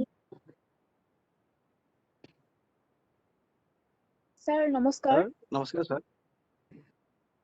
ছাৰ মোৰ নমস্কাৰ। সুধিবলগীয়া আছিলে যে মানে আমি ঘৰত থাকি পেলাই স্কিপিংটো কেনেকুৱা, মানে আমাৰ কাৰণে উপকাৰী নে ছাৰ?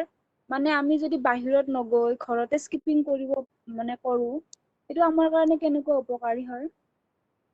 যথেষ্ট উপকাৰী, যথেষ্ট উপকাৰী। ঘৰতে আপুনি স্কিপিং কৰক, ঘৰতে য়োগা কৰক, ঘৰতে ফ্ৰী হেণ্ড এক্সাৰচাইজেছ কৰক, ঘৰতে হপিং কৰক, আপুনি ঘৰত ট্ৰেডমিল কৰক, যথেষ্ট উপকাৰী।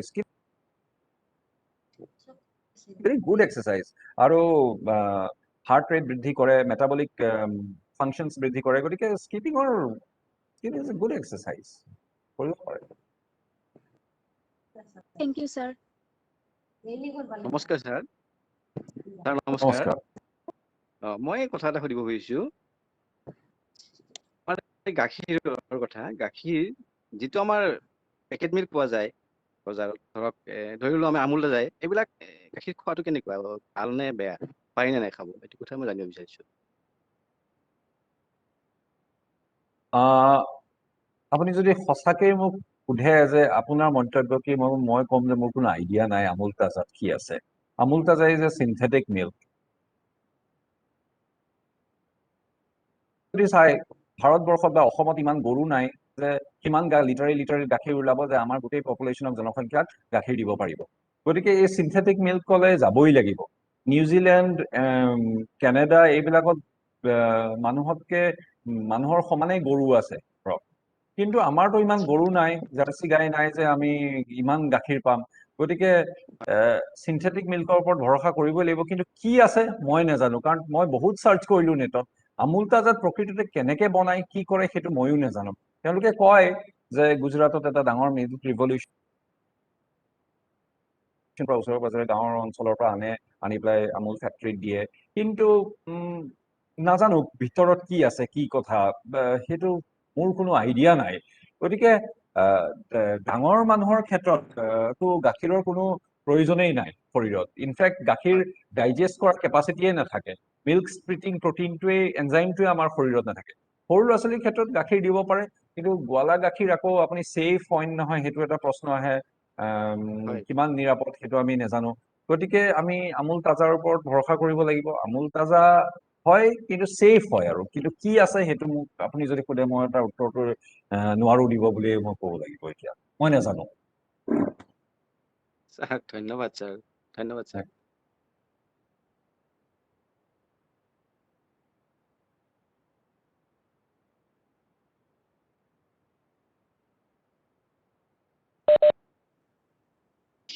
স্যাৰ আৰু কুৱেশ্যন ল'মনে?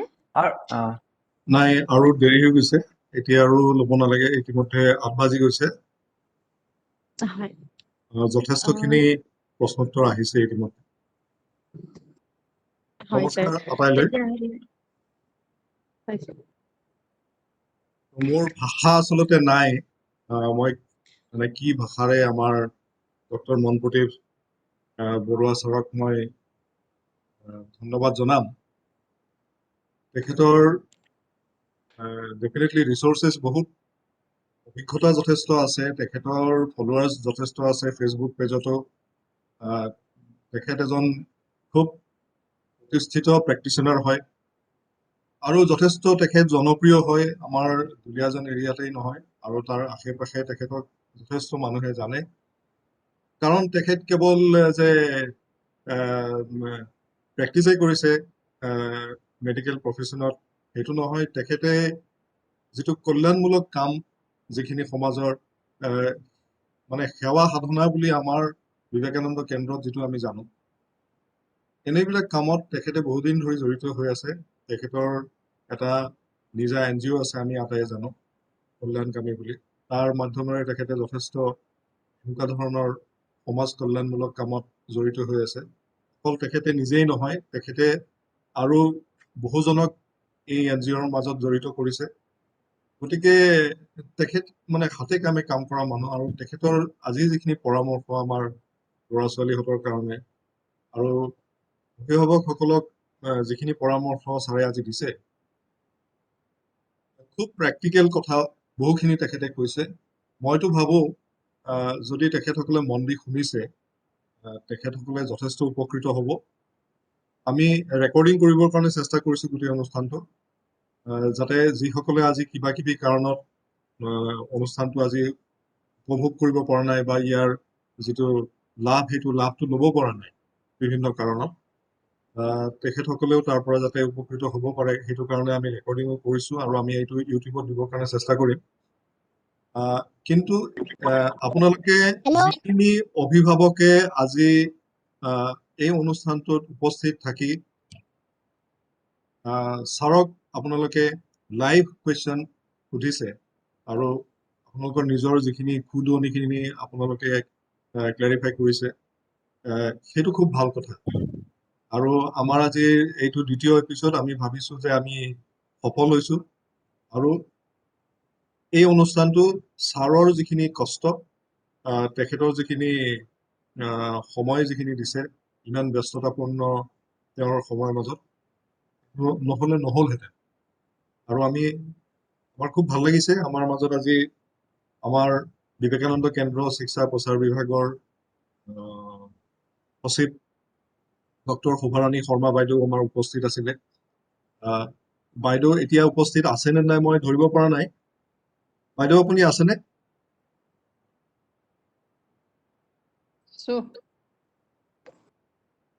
মোৰ বেমাৰৰ কথাই কৈ আছো। হয় বাইদেউ, আপুনি 1 মিনিট কিবা এটা কৈ দিলে ভাল লাগিব বাইদেউ। নাই নাই, মই মানে ক'বলগীয়া মই একো নাই, মোৰ নিজৰ বেমাৰটোৰ কথাই কৈ আছে কাৰণে মই শুনি আছো। হয় হয় হয়। গতিকে ডক্টৰ চাহাবক যথেষ্ট ধন্যবাদ আমাৰ BKSPBৰ ফালৰ পৰা। বিশেষকৈ নলবাৰী VKB নলবাৰীৰো এইটো বৰ সুন্দৰ প্ৰচেষ্টা। প্ৰায়বিলাক ইয়াৰ আগৰটো ছেছনতো দেখিছো বা এতিয়াও দেখিছো, মানে অভিভাৱকসকল বেছ ইচ্ছুক আৰু তেখেতসকলে বিনা দ্বিধাই গোটেই কথাখিনি সুন্দৰকৈ সোধে আৰু পৰামৰ্শও তেনেকে পাইছে। গতিকে এনেকুৱাকে এজন কনচালটেণ্ট পোৱাও বহুত ডাঙৰ কথা আচলতে এইটো সময়ত। এতিয়া ডাক্তৰবোৰে যাবলৈকে ভয় লাগে, গতিকে সময়ত আমি পাইছো যে। আৰু বিশেষকৈ গোটেই পৰিয়ালটোত ফেটি লিভাৰ বা ডায়েবেটিছ, প্ৰেছাৰ, থাইৰইড এইবিলাকতো কমন নিচিনাই হৈ গৈছে আমাৰবিলাক পৰিয়ালত এতিয়া। গতিকে মই তেখেতক ধন্যবাদ এইখিনি সজাগতা দিয়াৰ কাৰণে। গতিকে মই আগলৈকো ডেটটো মনত থাকিলে, সময় সুবিধা থাকিলে ইয়াতে সোমাবলৈ সুবিধা পাওঁ। অৱশ্যে ফেচবুকৰ লিংকটোৰ লগত মোৰ তেখেতৰ লগত যোগাযোগ নাই, মই লগ পোৱা নাই।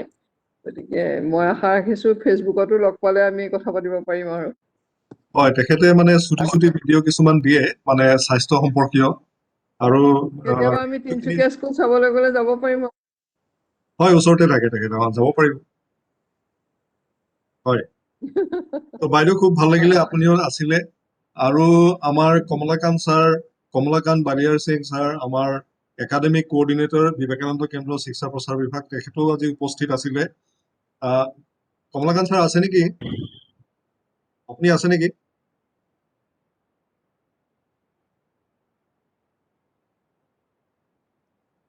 গতিকে তেখেতসকলৰ উপস্থিতিৰ কাৰণে আমাৰ আৰু ভাল লাগিছে। আমাৰ বিবেকানন্দ কেন্দ্ৰ বিদ্যালয় নলবাৰীৰ বিদ্যালয় মেনেজমেণ্ট কমিটিৰ সদস্যসকলো আমাৰ উপস্থিত আছে। গতিকে আপোনালোকৰ উপস্থিতিৰ কাৰণে আমাৰ আৰু ভাল লাগিছে। শেষত মই আমাৰ সমূহ অভিভাৱক, আমাৰ শিক্ষক শিক্ষয়িত্ৰী আটাইৰে সহযোগত এই অনুষ্ঠানটো হৈছে, আটাইকে মই মোৰ কৃতজ্ঞতা জনাইছো। আৰু আগলৈও আমি এনেধৰণৰ অনুষ্ঠান পাতিবৰ কাৰণে যত্ন কৰিম। গতিকে আটাইকে মই নমস্কাৰ জনাইছো আৰু শুভৰাত্ৰি জনাইছো। ধন্যবাদ।